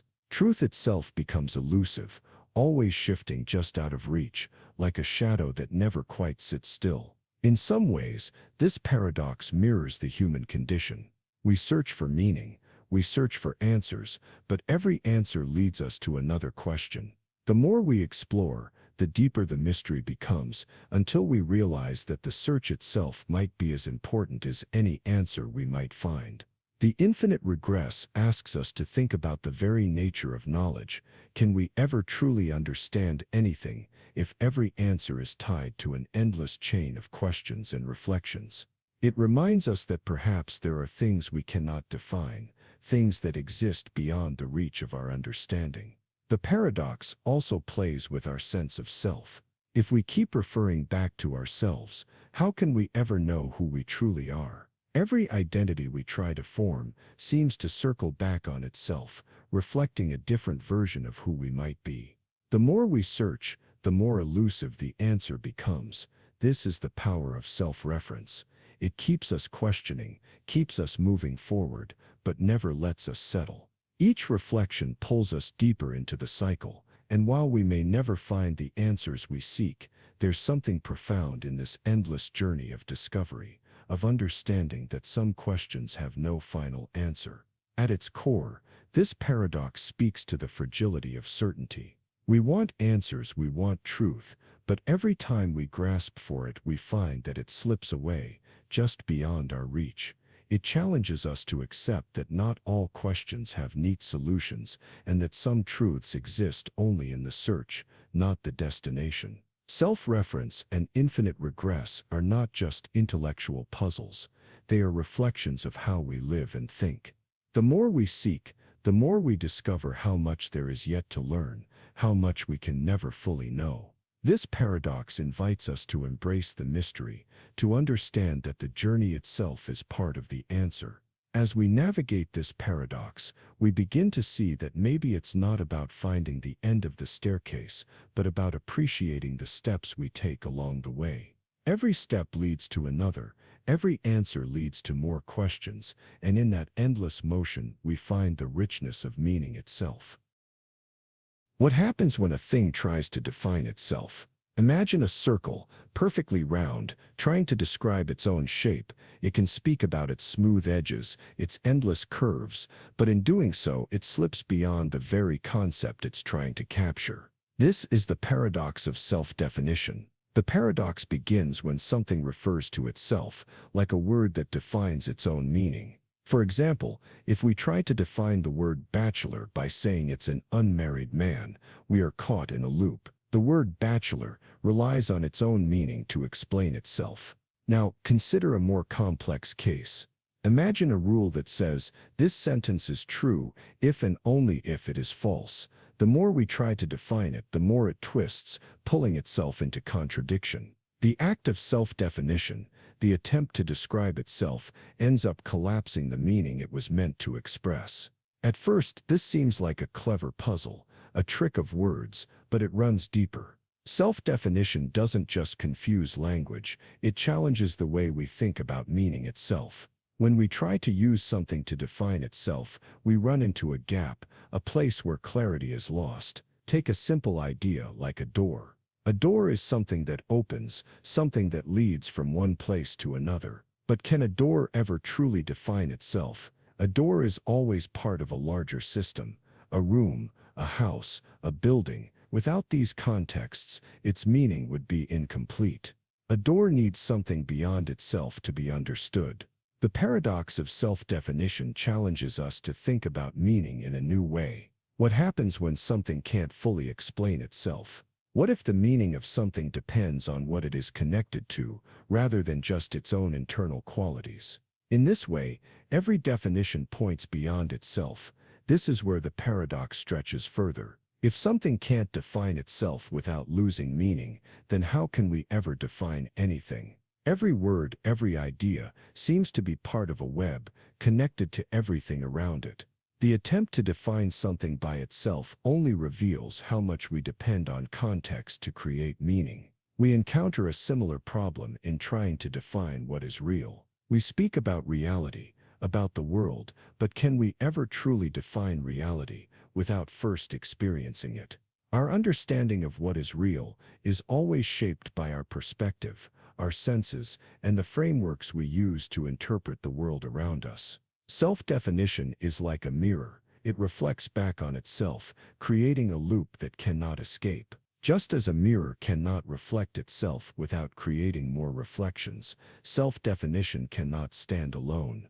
Every time we try to define something by what it is, we are pulled into the web of other things that shape that definition.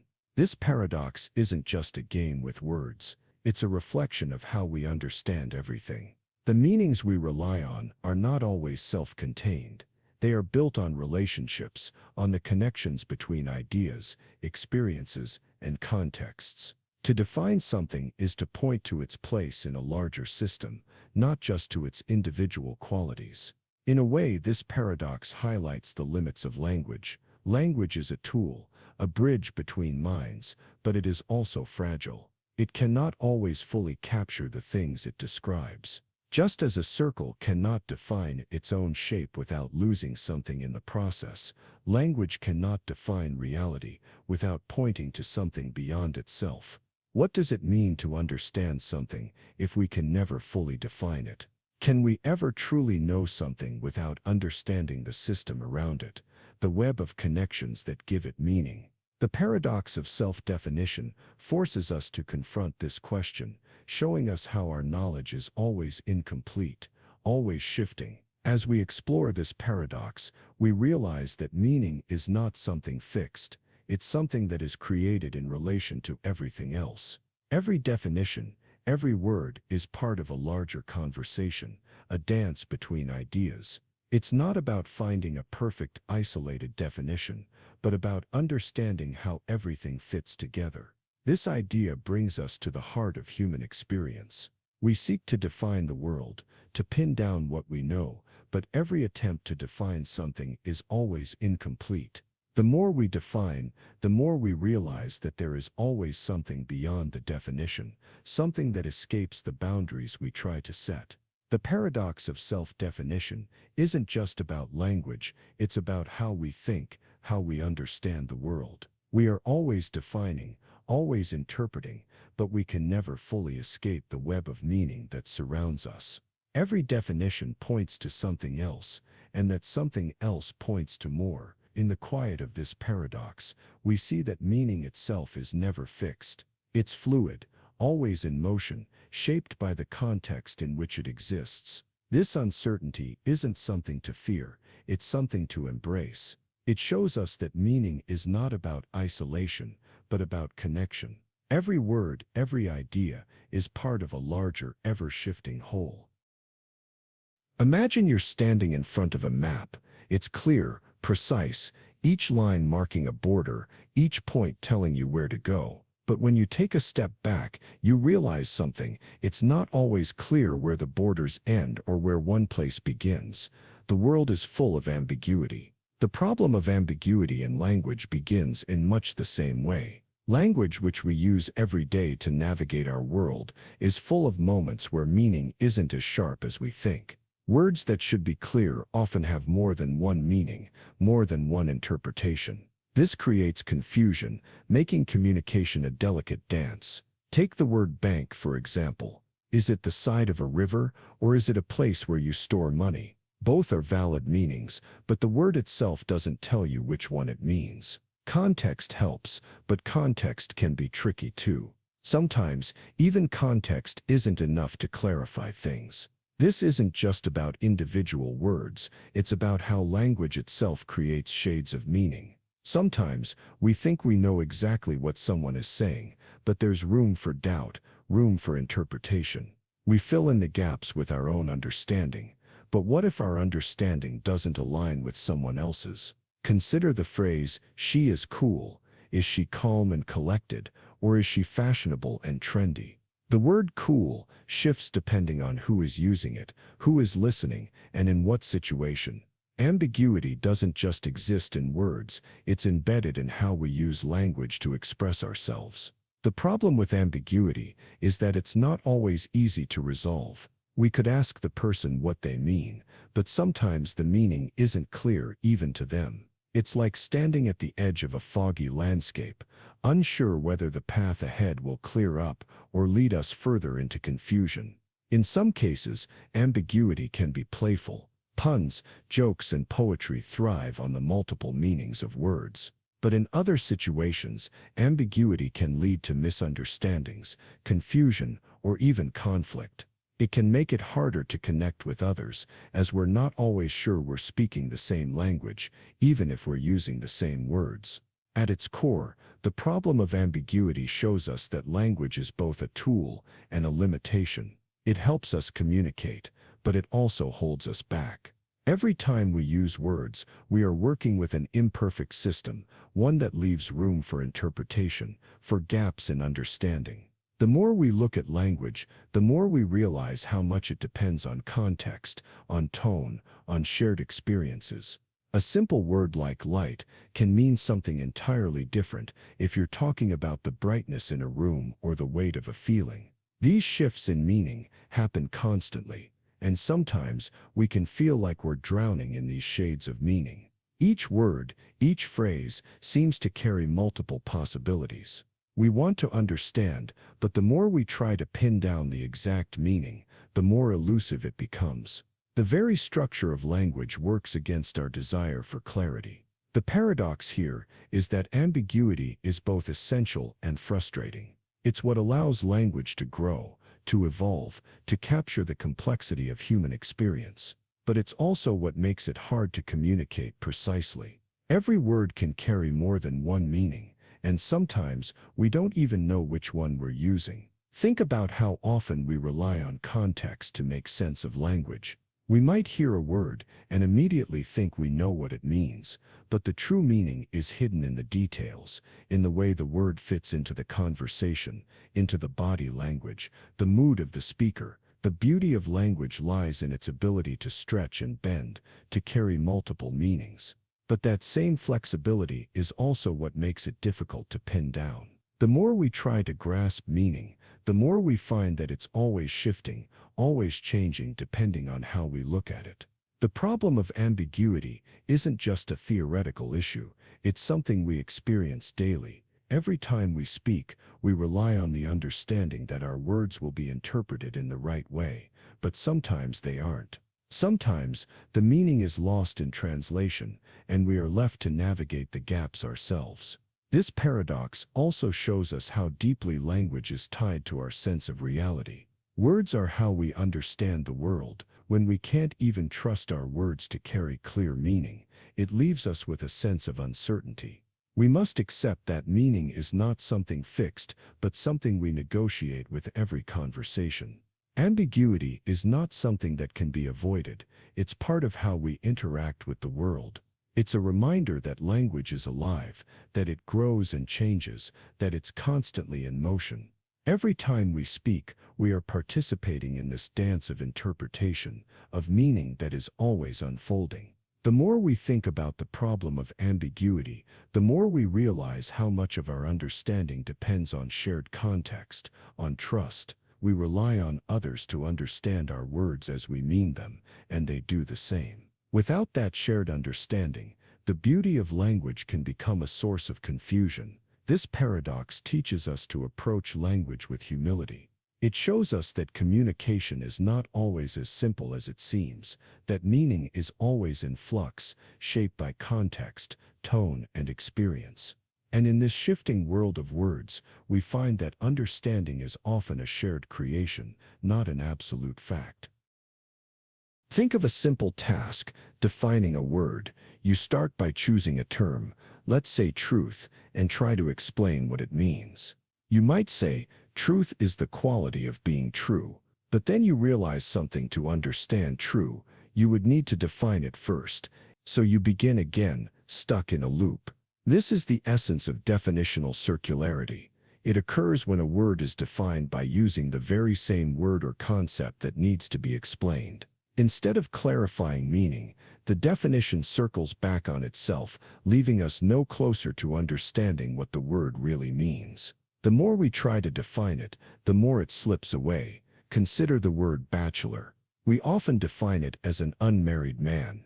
But to understand unmarried, we would need to define it first, and so we find ourselves stuck again, each term depending on the next, and the next, and the next. This creates a never-ending loop, a circle that never quite closes. At first, this might seem like a harmless quirk of language, but it reveals something deeper about the nature of meaning itself. Definitions are meant to provide clarity, to help us understand, but when a definition depends on the very thing it tries to explain, we find ourselves caught in a spiral, unable to break free. Definitional circularity shows us that language is not always as simple as it seems. Words don't exist in isolation. They rely on other words to give them meaning. But when those words depend on each other in a circular way, the meaning becomes blurry. Every attempt to define something only deepens the confusion. Think of a loop that twists back on itself, endlessly, with no way out. This is what happens when we try to define a word using other words that are just as undefined. The clarity we seek remains just out of reach, hidden behind layers of interdependent terms, each one reliant on the next. In some ways, this paradox is like a riddle with no solution. We want to define something, but every definition depends on more definitions, creating an infinite regress. This is the trap of circular reasoning. The more we try to define something, the more elusive it becomes, and the clearer it seems that some concepts are too complex to fully define. Definitional circularity also forces us to question the limits of language. If words can only be defined by other words, and those words are just as vague, how do we truly understand anything? Language relies on this web of interconnected meanings, but when the web is tangled, the meanings get lost in the knots. Think about the way we understand concepts in everyday life. We rely on definitions to help us navigate the world, but when definitions themselves are circular, they become less useful. What happens when the very tools we use to make sense of the world turn out to be as uncertain as the things they are meant to explain? The more we think about this paradox, the more we realize that definitional circularity doesn't just affect individual words, it affects the way we understand the world. The systems we build to explain our experiences rely on words that need other words to make sense, but if the foundation is shaky, how can we trust the structure we build on top? And yet, language is a powerful tool. Even though it is not perfect, it allows us to communicate, to connect, and to build shared understanding. But definitional circularity reminds us that we should never take language for granted. Every word is a link in a chain, and if that chain is broken, meaning becomes fragile. This paradox teaches us that the act of defining is not always straightforward. Every definition brings with it assumptions, context, and interwoven connections. The more we try to define something, the more we begin to see that our understanding is always partial, always shaped by the words we use to describe it. In some ways, the paradox of definitional circularity also shows us the limitations of certainty. We like to think that definitions provide clear answers, but often they only bring us closer to more questions. Language is a tool that can help us understand, but it can also obscure meaning when we try to force it into rigid structures. Consider how we define love. We say it's a deep feeling of affection, but what does affection mean? To define affection, we need to define the emotions it encompasses, but then we're faced with the question of how to define those emotions. Each definition leads us deeper into a maze with no clear exit. This paradox invites us to be humble in our search for meaning. When we encounter circular definitions, we are reminded that language is not a perfect mirror of reality. It's a tool, an approximation, an attempt to capture something vast and complex. But in its imperfection, there is beauty, and in its fluidity, there is room for exploration. In the end, definitional circularity is not a flaw to be fixed, but a reflection of the complexity of language itself. It challenges us to think more deeply about the limits of definition, to accept that some concepts may never be fully captured by words. Perhaps the true meaning lies not in the definitions, but in the spaces between them. As we navigate the paradox, we are left with a question: can we ever truly define anything, or are we always reaching for something just out of our grasp?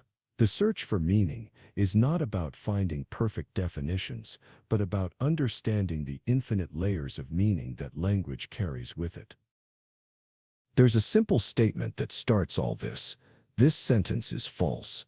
A simple sentence, but one that makes us pause. It plays with the very foundations of logic. What happens when the sentence itself refuses to settle into truth or falsehood? Now imagine strengthening that sentence. The paradox deepens. This is the strengthened liar paradox, an extension of the classic liar paradox, where the statement, "this sentence is false," creates a loop, a contradiction that cannot be resolved. But now we introduce a new element. When someone says, "this sentence is false and I am lying," the lie is no longer just in the sentence, but in the speaker as well. If the statement is true, then the speaker must be lying. But if the speaker is lying, then the sentence becomes true. It's a tight knot, a loop that loops back into itself, not letting us out.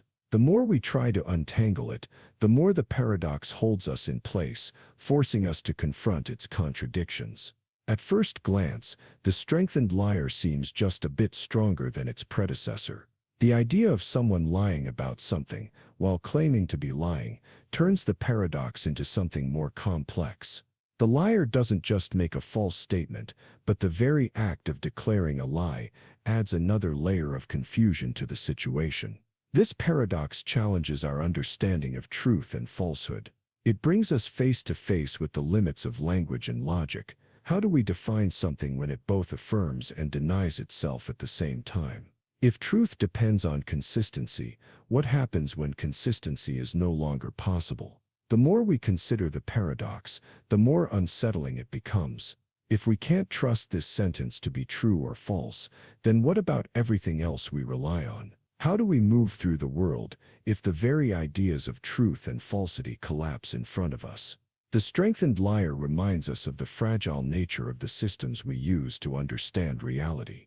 It's a quiet, almost unsettling reminder that the things we take for granted, like truth, can be manipulated, twisted, and folded upon themselves.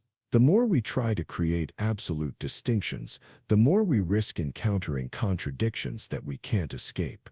Every attempt to resolve the paradox only deepens it. This paradox also plays with our sense of self-awareness. When the speaker is lying about lying, they are in a state of constant contradiction. They cannot speak without creating more confusion. It's as if the act of speaking itself is undermined by the very words they use.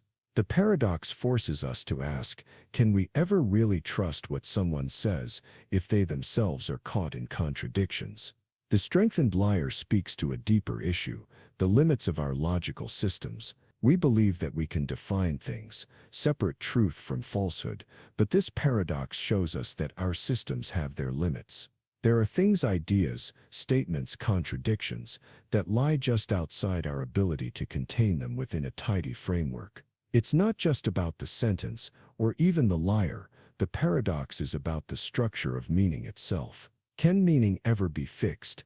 If every attempt to define it only creates more confusion, where do we turn for answers? The strengthened liar reminds us that meaning is not always as stable as we want it to be. We spend our lives trying to make sense of the world, trying to draw clear lines between what is true and what is false. But the strengthened liar shows us that sometimes the lines aren't so clear. The more we try to define something, the more we find ourselves tangled in contradictions that refuse to be resolved.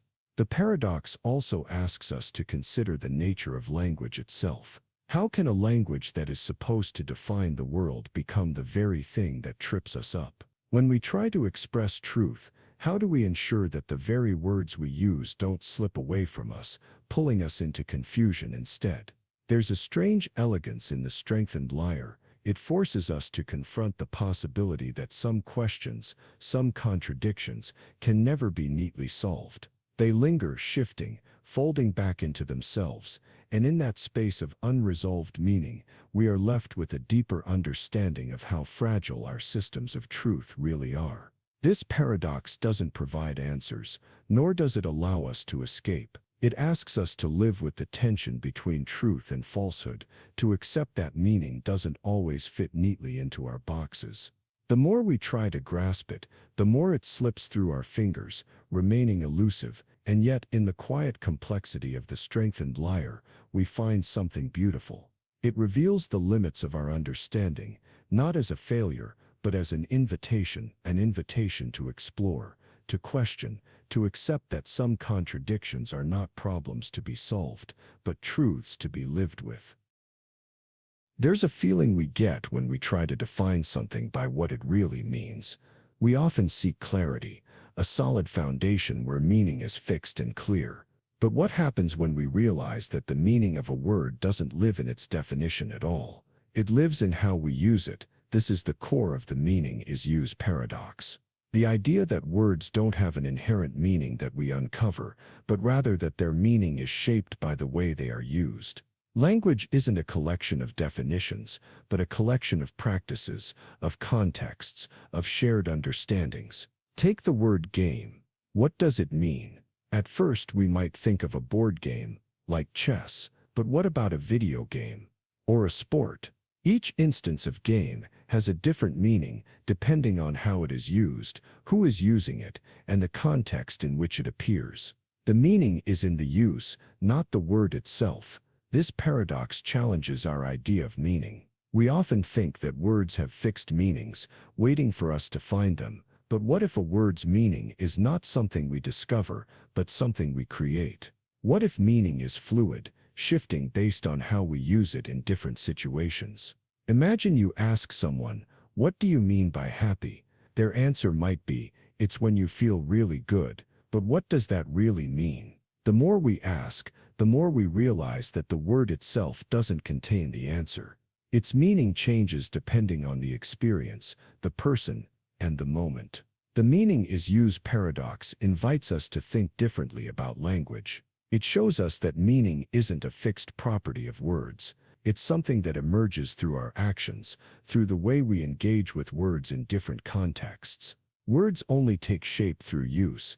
They are not static objects with permanent definitions. Take the word bank. It could refer to a river bank or a financial institution. Each meaning comes alive when used in a specific situation, when spoken with a certain context in mind. The word itself doesn't carry the entire meaning. It depends on how we use it in conversation, in action, in thought. This paradox forces us to reconsider how we understand the world. We rely on language to navigate reality, but language doesn't simply reflect reality, it shapes it.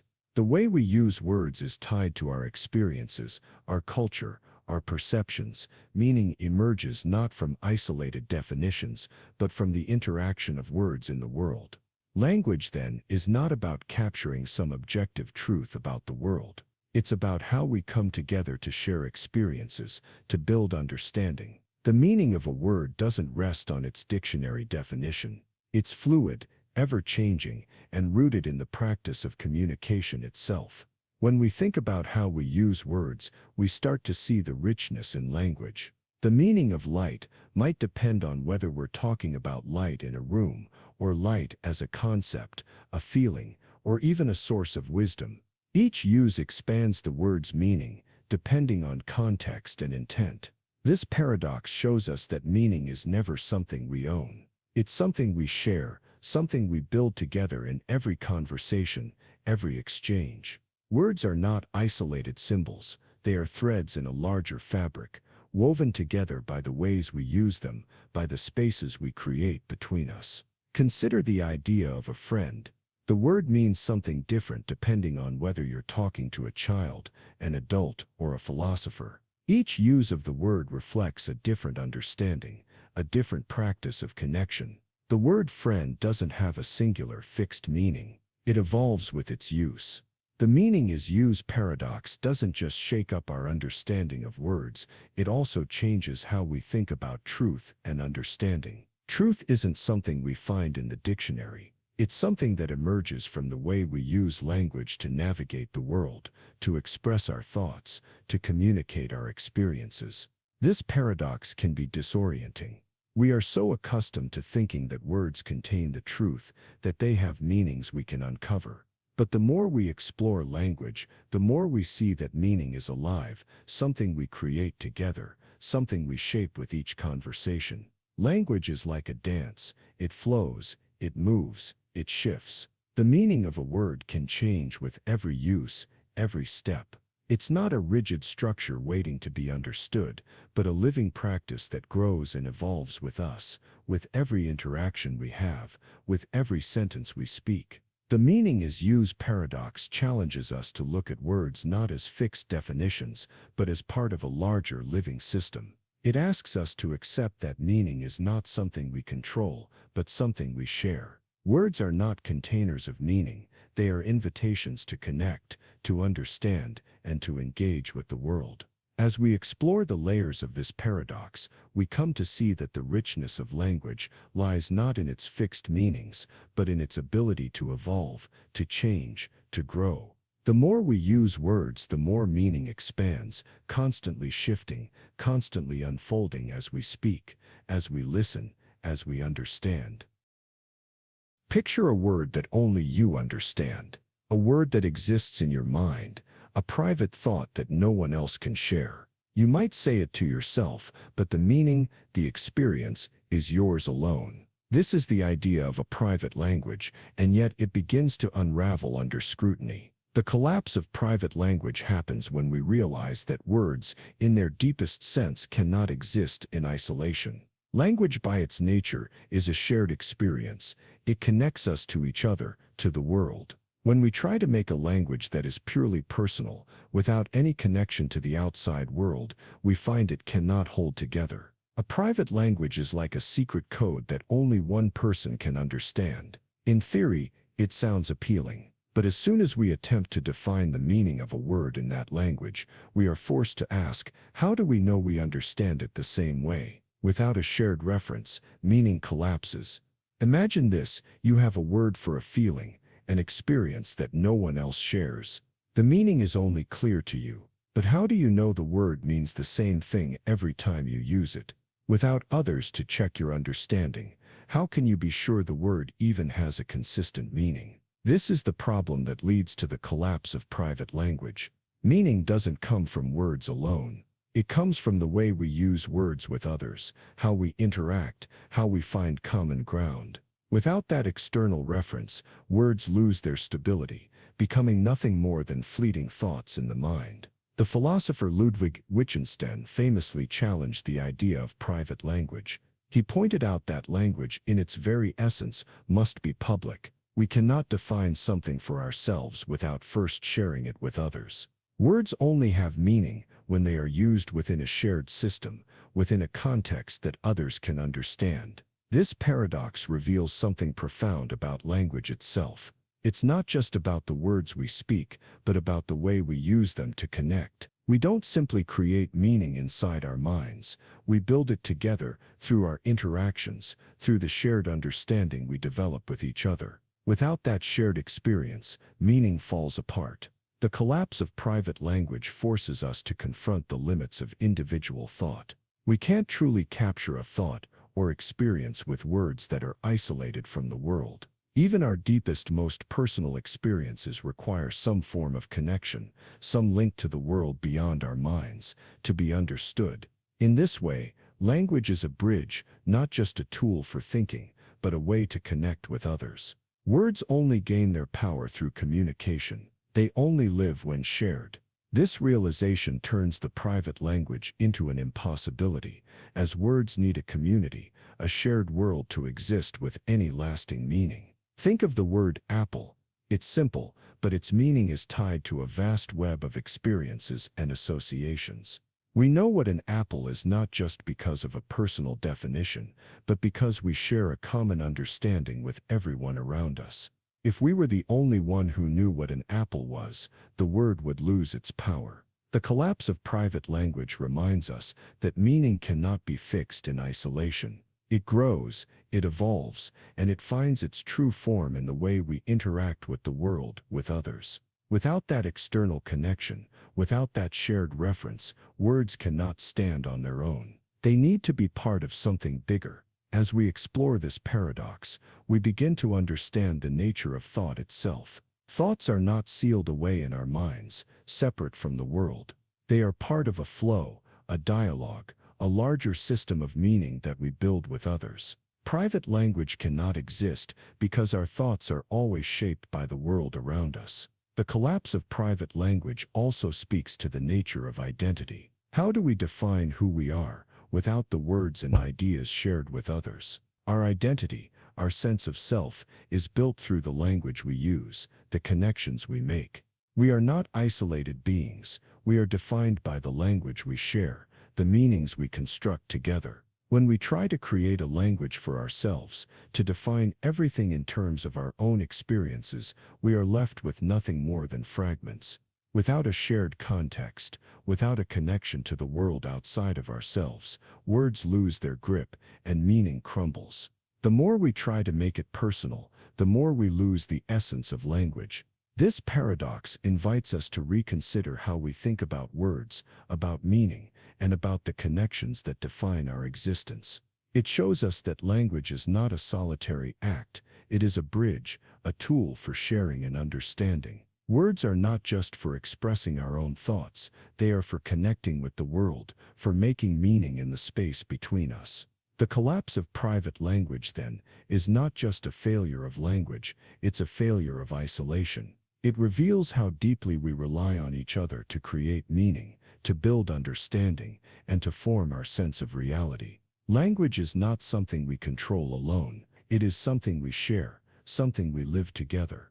As we move through this paradox, we see that the collapse of private language is not an end, but a return to something essential about language. Meaning is not found in isolation, but in the shared spaces we create with others. And in this shared space, meaning is always alive, always growing, always connecting. A pile of stones sits before you. Each stone small, insignificant on its own, but together they form a heap. A heap is not just a collection of stones, it's something more, but what makes it a heap? How many stones does it take before the pile becomes something that can be called a heap? The paradox of the heap begins with that simple question. It asks, at what point does a collection of individual things become something else? At what moment does the pile of stones shift from being just a few stones to something we can call a heap? The answer isn't as clear as we might think. Start with one stone. It's clearly not a heap. Add a second. Still not a heap. A third. A fourth. It's hard to say when the transition occurs. As we keep adding, the pile grows, but it doesn't suddenly become a heap with any one stone. It's a gradual shift, one that's difficult to pinpoint. And yet we know a heap when we see it. It's not a single stone or a handful of stones, but a collection that is gathered to a certain point, one where we start to feel the pile's weight and shape. It's more than just the stones, it's the way they are together. The paradox lies in this shift. We can't clearly define when the pile becomes a heap. There's no magical number of stones that make it so.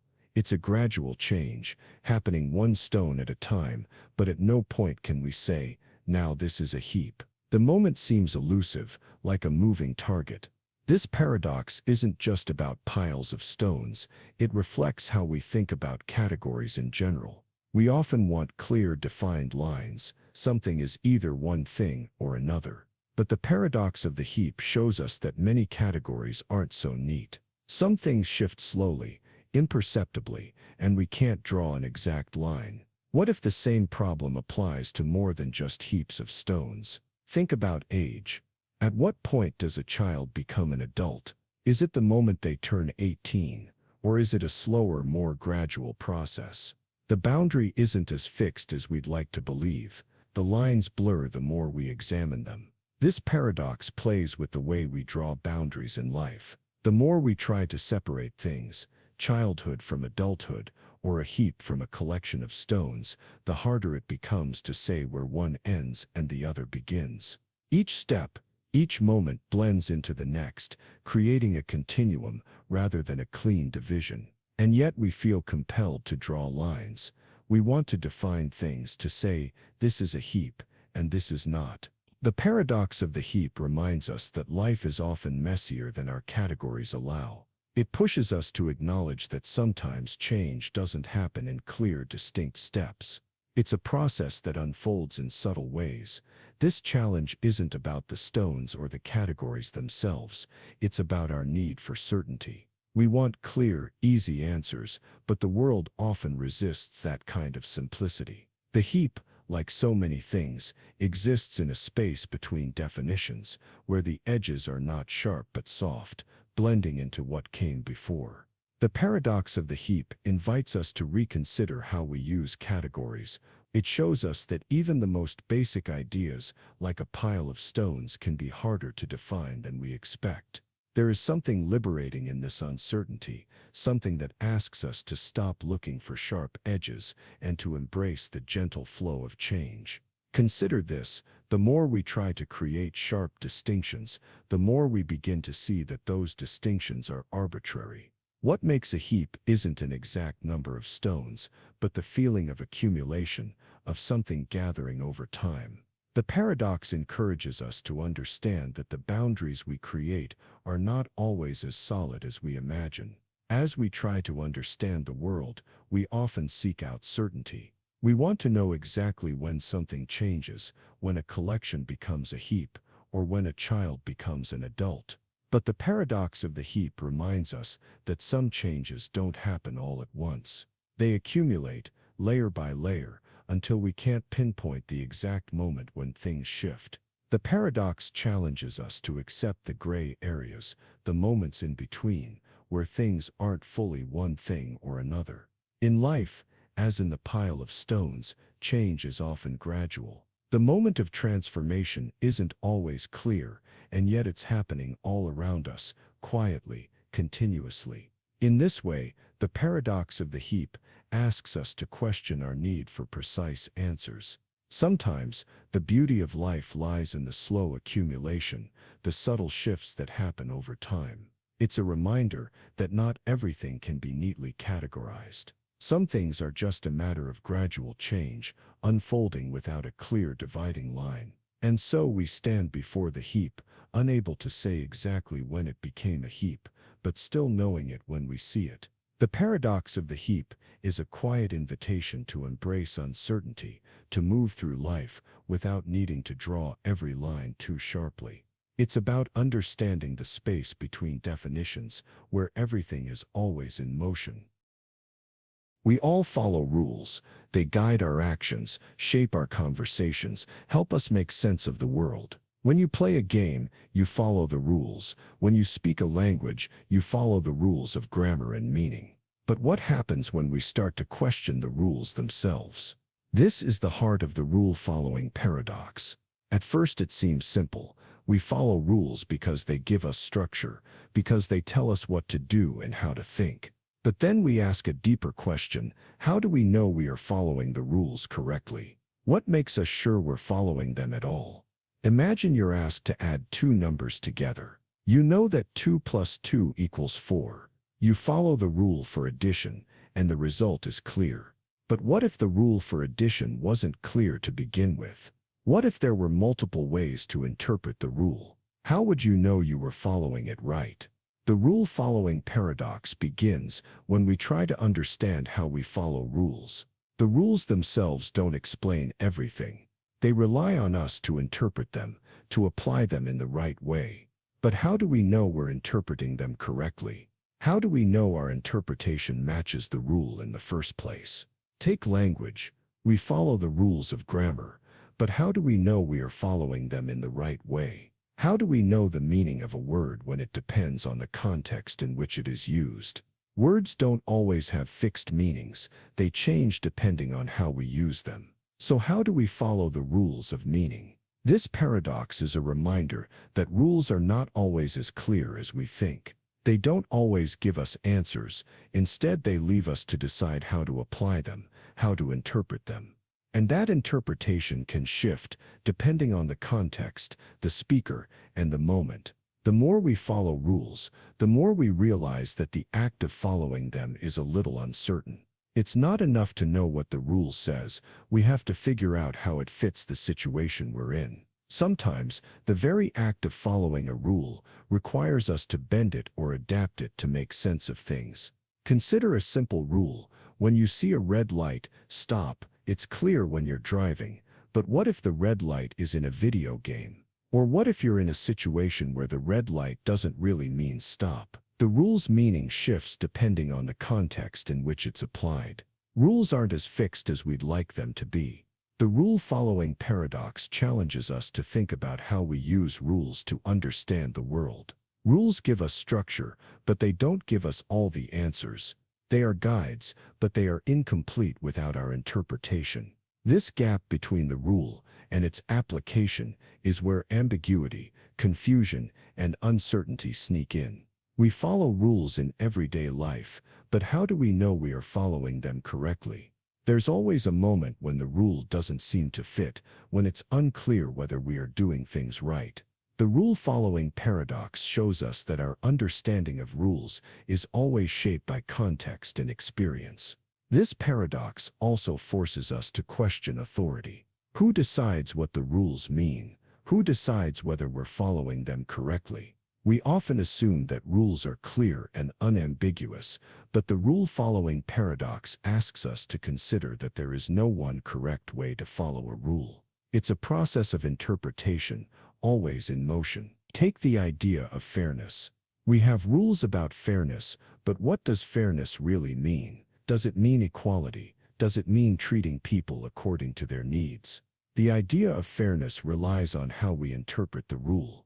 The rule-following paradox shows us that even something as basic as fairness can shift based on the situation. In this way, the paradox teaches us that meaning itself is not fixed. Rules do not have inherent meaning. They are shaped by the way we use them, by the way we interpret them in the world. Meaning is something we create together, not something that exists apart from us, waiting to be discovered. The more we try to apply rules in a fixed way, the more we realize that our understanding of them is always incomplete. Rules guide us, but they are not enough on their own. They need us to interpret them, to make sense of them in the context we're in. Without that interpretation, rules would be lifeless. The rule-following paradox also reveals something deeper about how we learn. We don't just follow rules blindly. We learn to follow rules by interacting with others, by sharing experiences, by seeing how rules are applied in different situations. Our understanding of rules is shaped by the world around us, not just by the words written down. In this way, following rules is a social act. It's something we do together. We learn rules not in isolation, but in conversation, in practice, in the spaces between us. The meaning of a rule emerges in the act of following it, in the way we interpret it and apply it in the world. This paradox invites us to let go of the idea that rules have fixed meanings. Instead, it challenges us to see rules as living, breathing guides that adapt and change depending on context. Following a rule is not a simple mechanical act. It is a complex dance between intention, interpretation, and experience. As we think about the rule-following paradox, we come to understand that meaning is not something we find, but something we create. Rules don't give us the answers, they guide us, but the true meaning emerges from how we engage with them, how we apply them, and how we interpret them in our lives.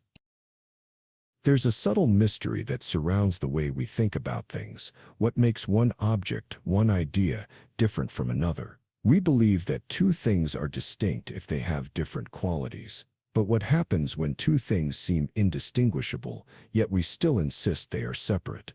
This is the heart of the identity of Indiscernibles, a paradox that shakes the very idea of what it means for two things to be the same or different. The concept is simple at first. If two things are exactly alike in every way, then they must be the same thing. But how do we apply this to meaning? Imagine two identical objects. Let's say two apples.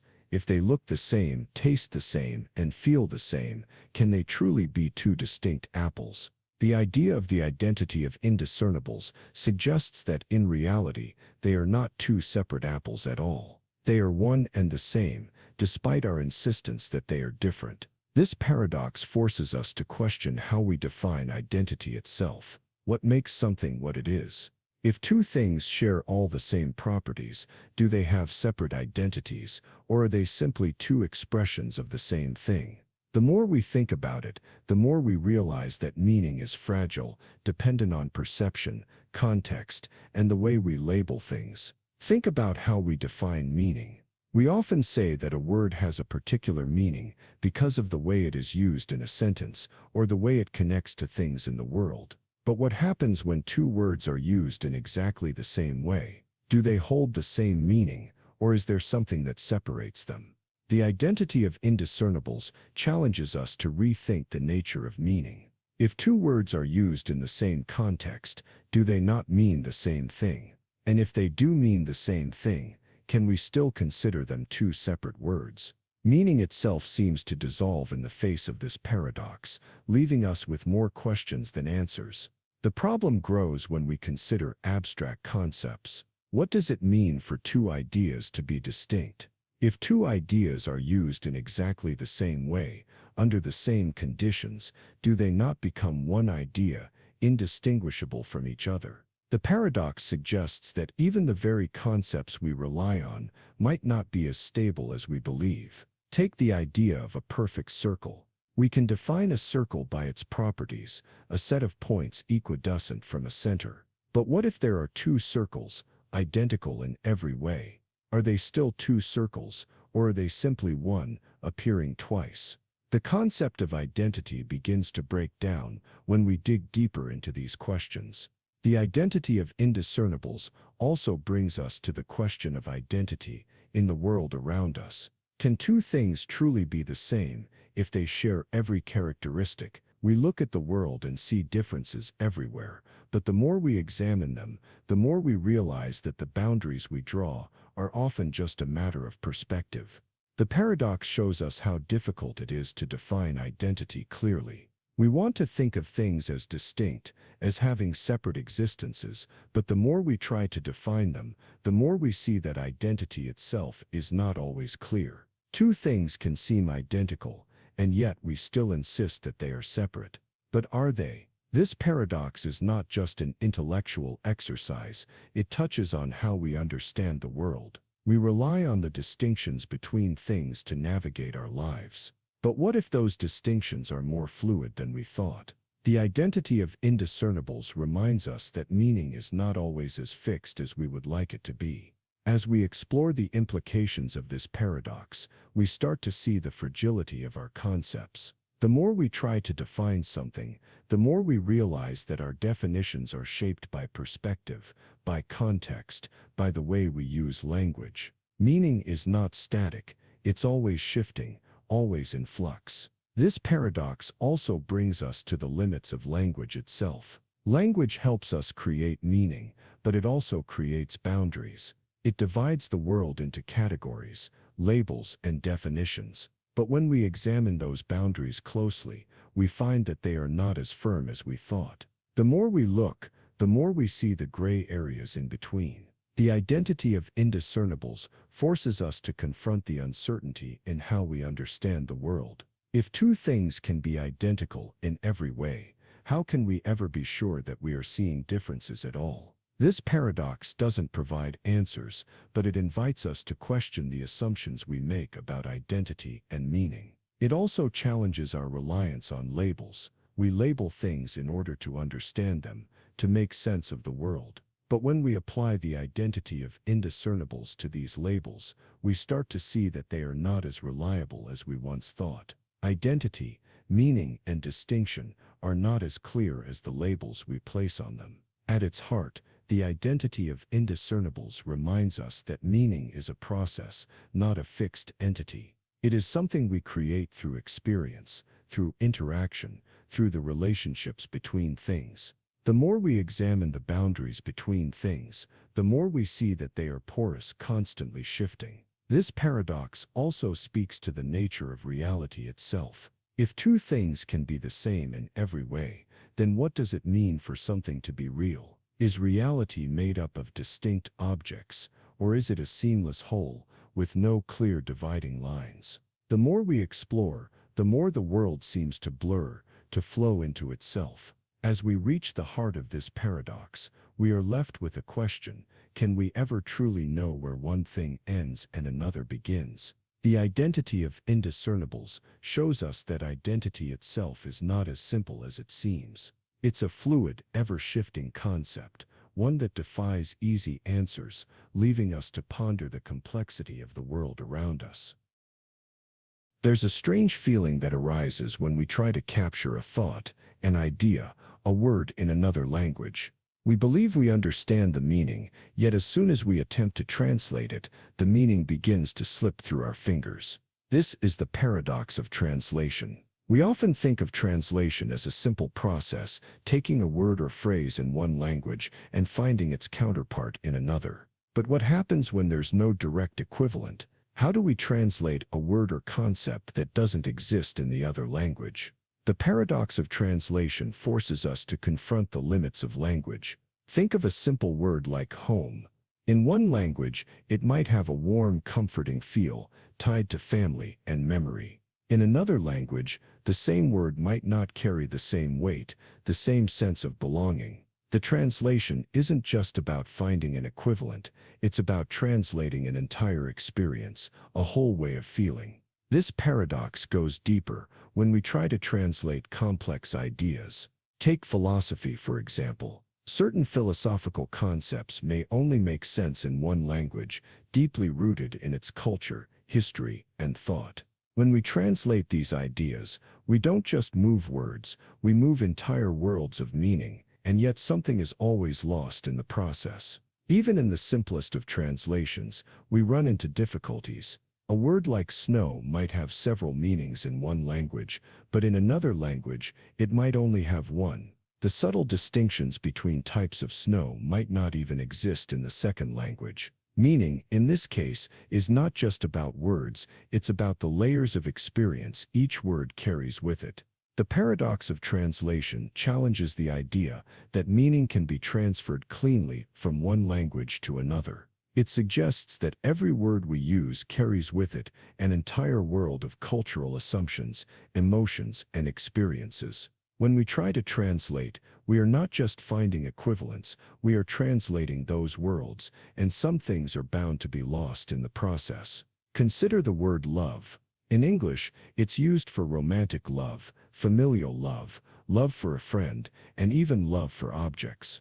But in other languages, there may be different words to distinguish between these different kinds of love. When we translate love, we lose the subtlety, the specificity that each language might offer. The word loses its depth, its nuance. This paradox asks us to rethink what it means to understand something. We often assume that if we know a language well enough, we can translate with perfect accuracy. But language is not just about words, it's about context, culture, and emotion. Translation is an act of interpretation, not just reproduction. Every time we translate, we interpret, and interpretation is never perfect.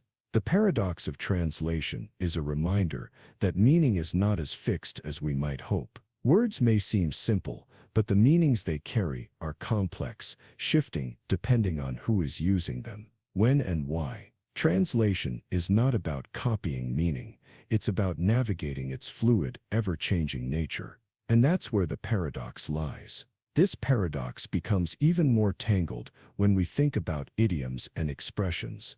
It's raining cats and dogs doesn't mean literal animals falling from the sky, it's an idiom about heavy rain. But how do we translate an idiom into another language? If that language doesn't have the same expression, how do we convey the same meaning without losing the essence of it? And yet, despite these challenges, translation is essential. It connects us to other cultures, to other ways of thinking. It allows us to share stories, to exchange ideas, to learn from one another. The paradox of translation is not just a puzzle, it's a reminder that communication is a bridge, one that is always imperfect, always evolving. As we reflect on the paradox of translation, we see that meaning is never fixed in one place. It is shaped by language, by culture, by history. Each time we translate, we encounter a new layer of meaning, one that moves beyond the words themselves and into the hearts and minds of those who use them.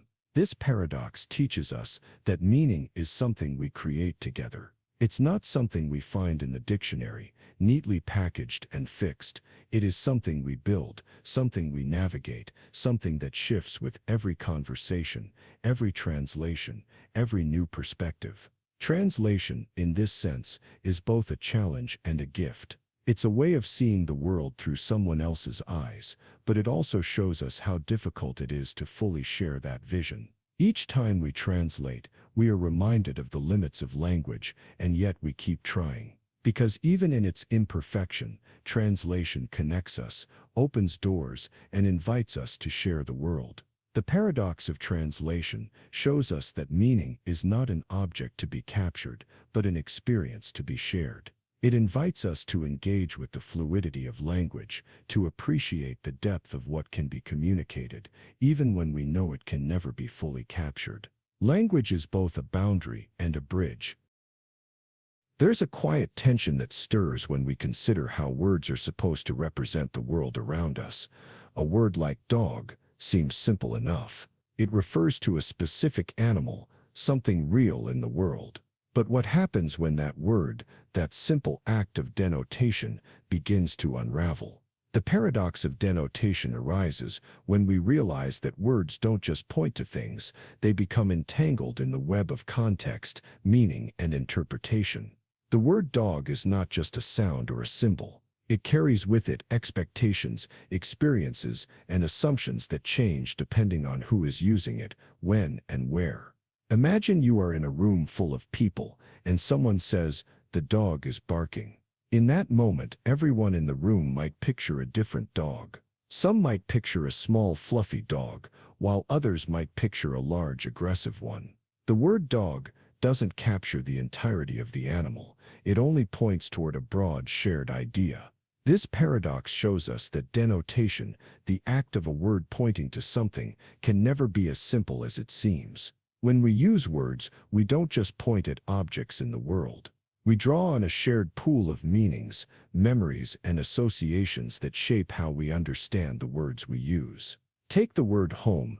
In one sentence, it might evoke a sense of warmth and safety, while in another it could suggest confinement or restriction. The word doesn't point to a fixed, concrete idea. It points to whatever associations and experiences the speaker and listener share. The meaning of the word shifts, even as it seems to remain the same. This fluidity, this shift in meaning, shows us that words do not merely denote things in the world. They are part of a much larger, ongoing conversation. The paradox of denotation forces us to confront the limits of language. When we speak, we are always interpreting, always shifting, even as we try to create stable meaning. In this way, denotation is not a simple one-to-one relationship between a word and an object. It's more like a conversation that stretches across time, culture, and experience. Words gather new meanings as they are used, as they are spoken, heard, and understood in different contexts. Think about the way we use the word freedom. To one person, it might mean the ability to travel. To another, it might mean political liberty.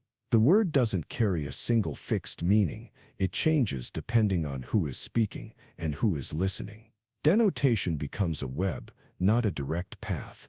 This paradox also raises a deeper question. How do we ever really know what someone means when they speak?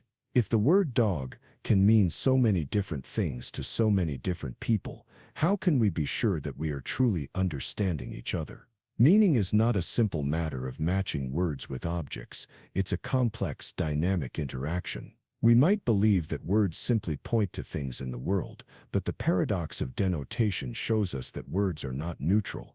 They carry with them layers of history, emotion, and interpretation. Each time we use a word, we are not just pointing to an object, we are shaping meaning through the lens of our own experiences. Think of the word justice. In a courtroom, it might refer to the legal system's process of ensuring fairness. But in another context, it might refer to social equality or moral rightness. The meaning is not fixed, it changes with the situation, with the speaker, and with the listener's perspective. The paradox of denotation also reveals how much we rely on context. Without context, words lose their meaning. The word bank could refer to a financial institution, or it could refer to the side of a river. The meaning of the word depends entirely on the situation in which it is used. Without context, we are left with only ambiguity. This paradox challenges the way we think about communication itself. We tend to believe that when we speak, we are simply transferring meaning from one person to another. But in reality, communication is far more complex. Words do not directly transfer meaning, they create meaning, and that meaning is shaped by everything we bring to the conversation. Consider the word war. For some it might bring to mind a violent conflict between nations, but for others it might evoke a personal struggle, an inner battle. The word doesn't carry a single fixed meaning. It's shaped by our experiences, our emotions, and the context in which we use it. In this way, the paradox of denotation invites us to think about how we interact with language. When we speak, we are not just describing the world, we are actively creating meaning. Words are not neutral, they are part of a larger process of communication, one that is dynamic and always in motion. This paradox also suggests that meaning is not something we control. We don't own the meanings of words, they are shaped by our relationships with others, by the way we use them in conversation. When we speak, we contribute to a larger ongoing flow of meaning that stretches beyond any one individual. Ultimately, the paradox of denotation reveals something fundamental about language itself. Meaning is never fixed. It is always shifting, always adapting, always growing. Every word we use is part of a larger conversation, a living, breathing system of meaning that can never be fully captured or pinned down. Language is a dynamic process, and meaning is something we build together every time we speak. There's a curious kind of twist that happens when we think about truth. Imagine someone says, "I am lying." On the surface, it seems like a simple statement, but if they're lying, then what they're saying must be false. But if it's false, then it must be true. This is the liar paradox. The paradox begins when we ask, can a statement be both true and false at the same time? If someone says they are lying, and they are indeed lying, then their statement must be false. But if the statement is false, then it's true because they said they were lying. The contradiction grows the more we think about it. This paradox seems to throw us into a loop. If the statement is true, then the person is lying, which makes the statement false. But if the statement is false, then they must be telling the truth. The liar paradox shows us that trying to define truth using simple rules can lead us to places where meaning collapses. The liar paradox challenges the idea that truth is always clear-cut. It shows us that language can lead us into contradictions when we try to apply rigid rules to something as fluid as meaning. It's like trying to grasp water with your hands. It slips away the more you try to hold it. This paradox is more than a clever puzzle. It's a deep reflection on how we understand language and truth. We often think of truth as something stable, something we can always recognize. But the liar paradox forces us to see that truth can sometimes be slippery, impossible to pin down. If we keep thinking about this paradox, we realize that it doesn't just apply to one statement. It's a reminder that language itself isn't always as straightforward as we want it to be. Words and statements are connected in ways that we might not fully understand, and sometimes they turn in on themselves, creating confusion. Now think about how this paradox plays out in everyday language. We make statements all the time about what's true and false. But when we start to question those statements, when we push them to their limits, we begin to see how fragile truth really is.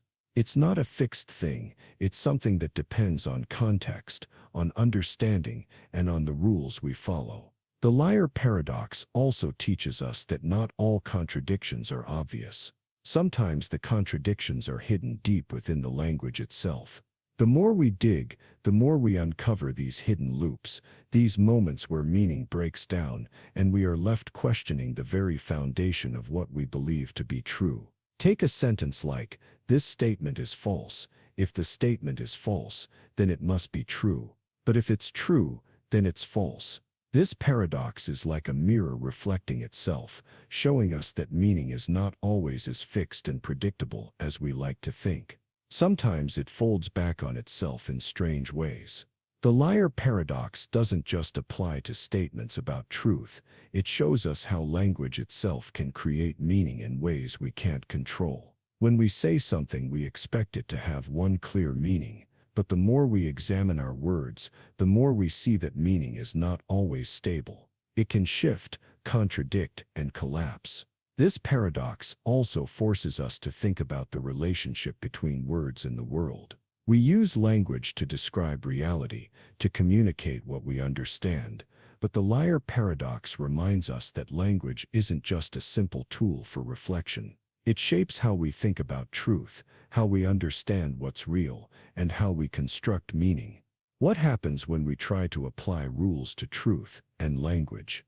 The liar paradox shows us that these rules are not always enough. Truth is not a rigid structure, it's a fluid, ever-changing part of our understanding. When we try to pin it down with rules, we often find ourselves tangled in contradictions. The more we look at the liar paradox, the more we see how it mirrors the complexity of human thought. We want things to be simple, to follow clear lines of logic, but the paradox shows us that thinking is messy, full of contradictions, and full of moments where meaning slips beyond our grasp. This paradox isn't just about language, it's about the way we understand the world. We are always making statements about what's true, about what's real. But when we look closely, we realize that these statements aren't always as stable as they seem. Truth itself can become a shifting, elusive thing. The liar paradox also reminds us that language is not just a tool for describing reality, it's a tool for creating it. The words we use shape how we think, how we see the world. When we try to define truth, to pin it down, we realize that we are not just discovering meaning, we are creating it in the very act of speaking. In some ways, the liar paradox teaches us that truth is not something we find, it's something we negotiate. It's something we try to define, but that definition is never complete. Every statement we make about what's true can, in some way, turn back on itself, revealing the fragility of meaning. So the liar paradox doesn't give us an answer. It shows us the limits of language, the boundaries of meaning, and the complexity of truth. It leaves us with a reminder that language is not always clear, and that truth is not always simple. It's a fluid, shifting concept, one that we can only try to understand, never fully capture. There's a strange confusion that arises when we think about groups, categories, and things that belong to them. Imagine a list of things, each one carefully sorted. But what happens when a thing doesn't belong to any list at all? What if it doesn't belong to any group, and yet it exists? This is the heart of Russell's paradox, a puzzle that challenges the very foundation of how we categorize things. It begins with something simple, a set. A set is just a collection of things, anything we choose to group together. But what happens when we consider the set of all sets that do not contain themselves? At first, this idea seems harmless, even intuitive. We think of a set as a way to organize things, to group items that share something in common. But Russell's paradox shows us that when we create a set based on a rule, that rule can create a contradiction. The set of sets that do not contain themselves must, by definition, either contain itself or not contain itself. But both options lead to a paradox. If the set contains itself, it contradicts its own rule. It's a set that doesn't contain itself, but here it is, containing itself. But if the set does not contain itself, then it must belong to the set of sets that do not contain themselves. The more we try to understand it, the more tangled the idea becomes. This paradox is powerful because it shows us that our system of categorizing things isn't as perfect as we think. The simple act of sorting things into sets, into groups, can lead to contradictions when the sets themselves are defined in certain ways. What seemed like a logical system starts to unravel. The more we explore Russell's paradox, the more we realize that it's not just about sets, it's about the very nature of classification and categories. When we group things together, we create boundaries, lines that separate one thing from another. But what happens when the boundary itself becomes unclear? Russell's paradox also challenges the idea that everything can be neatly placed into a category. What happens when a thing doesn't fit any group, when it defies the rules we set for it? The paradox shows us that categories are not always stable. They can contain contradictions, exceptions, and moments when they fail. Imagine a group of people who are all classified by their jobs. But then, one person doesn't seem to belong to any job at all. They don't fit into any category. This person is like the set that doesn't belong to any group, but they still exist, still are part of the world. The paradox asks us to consider the limits of our thinking. When we create rules, when we define categories, we assume that everything fits neatly within them. But Russell's paradox shows us that our categories may break down in unexpected ways. Meaning itself can slip through the cracks when we push our systems too far. This paradox forces us to think differently about logic and order. It shows us that our systems of classification can lead to confusion and contradictions when we are not careful. A simple rule for sorting things can lead to chaos, creating situations where things cannot be neatly contained. What Russell's paradox reveals is the complexity of meaning.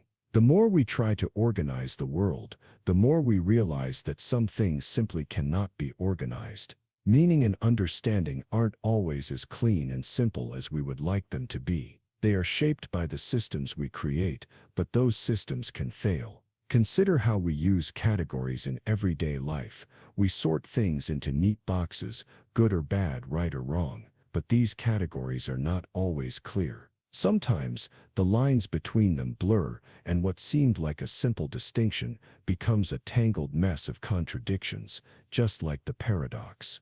Russell's paradox doesn't just apply to mathematics or logic, it's a reflection of how we understand the world.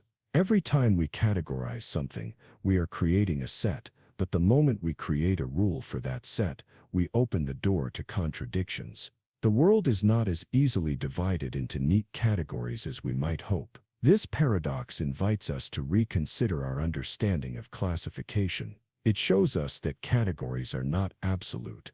They are tools we use to make sense of the world, but they are not always perfect. The moment we try to categorize everything, we risk creating contradictions that challenge the very system we rely on. In some ways, Russell's paradox teaches us humility. It reminds us that logic and classification are not foolproof. The more we try to impose order on the world, the more we see that order is fragile. The lines we draw to separate things are not as fixed as we believe.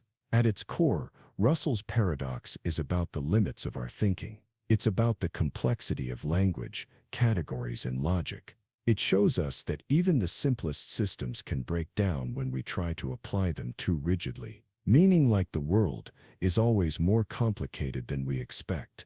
So as we explore the paradox, we are reminded that meaning and classification are not always as clear as we might wish. They are shaped by the systems we create, but those systems are fragile. They can collapse, revealing the complexity and mystery of the world we try to understand.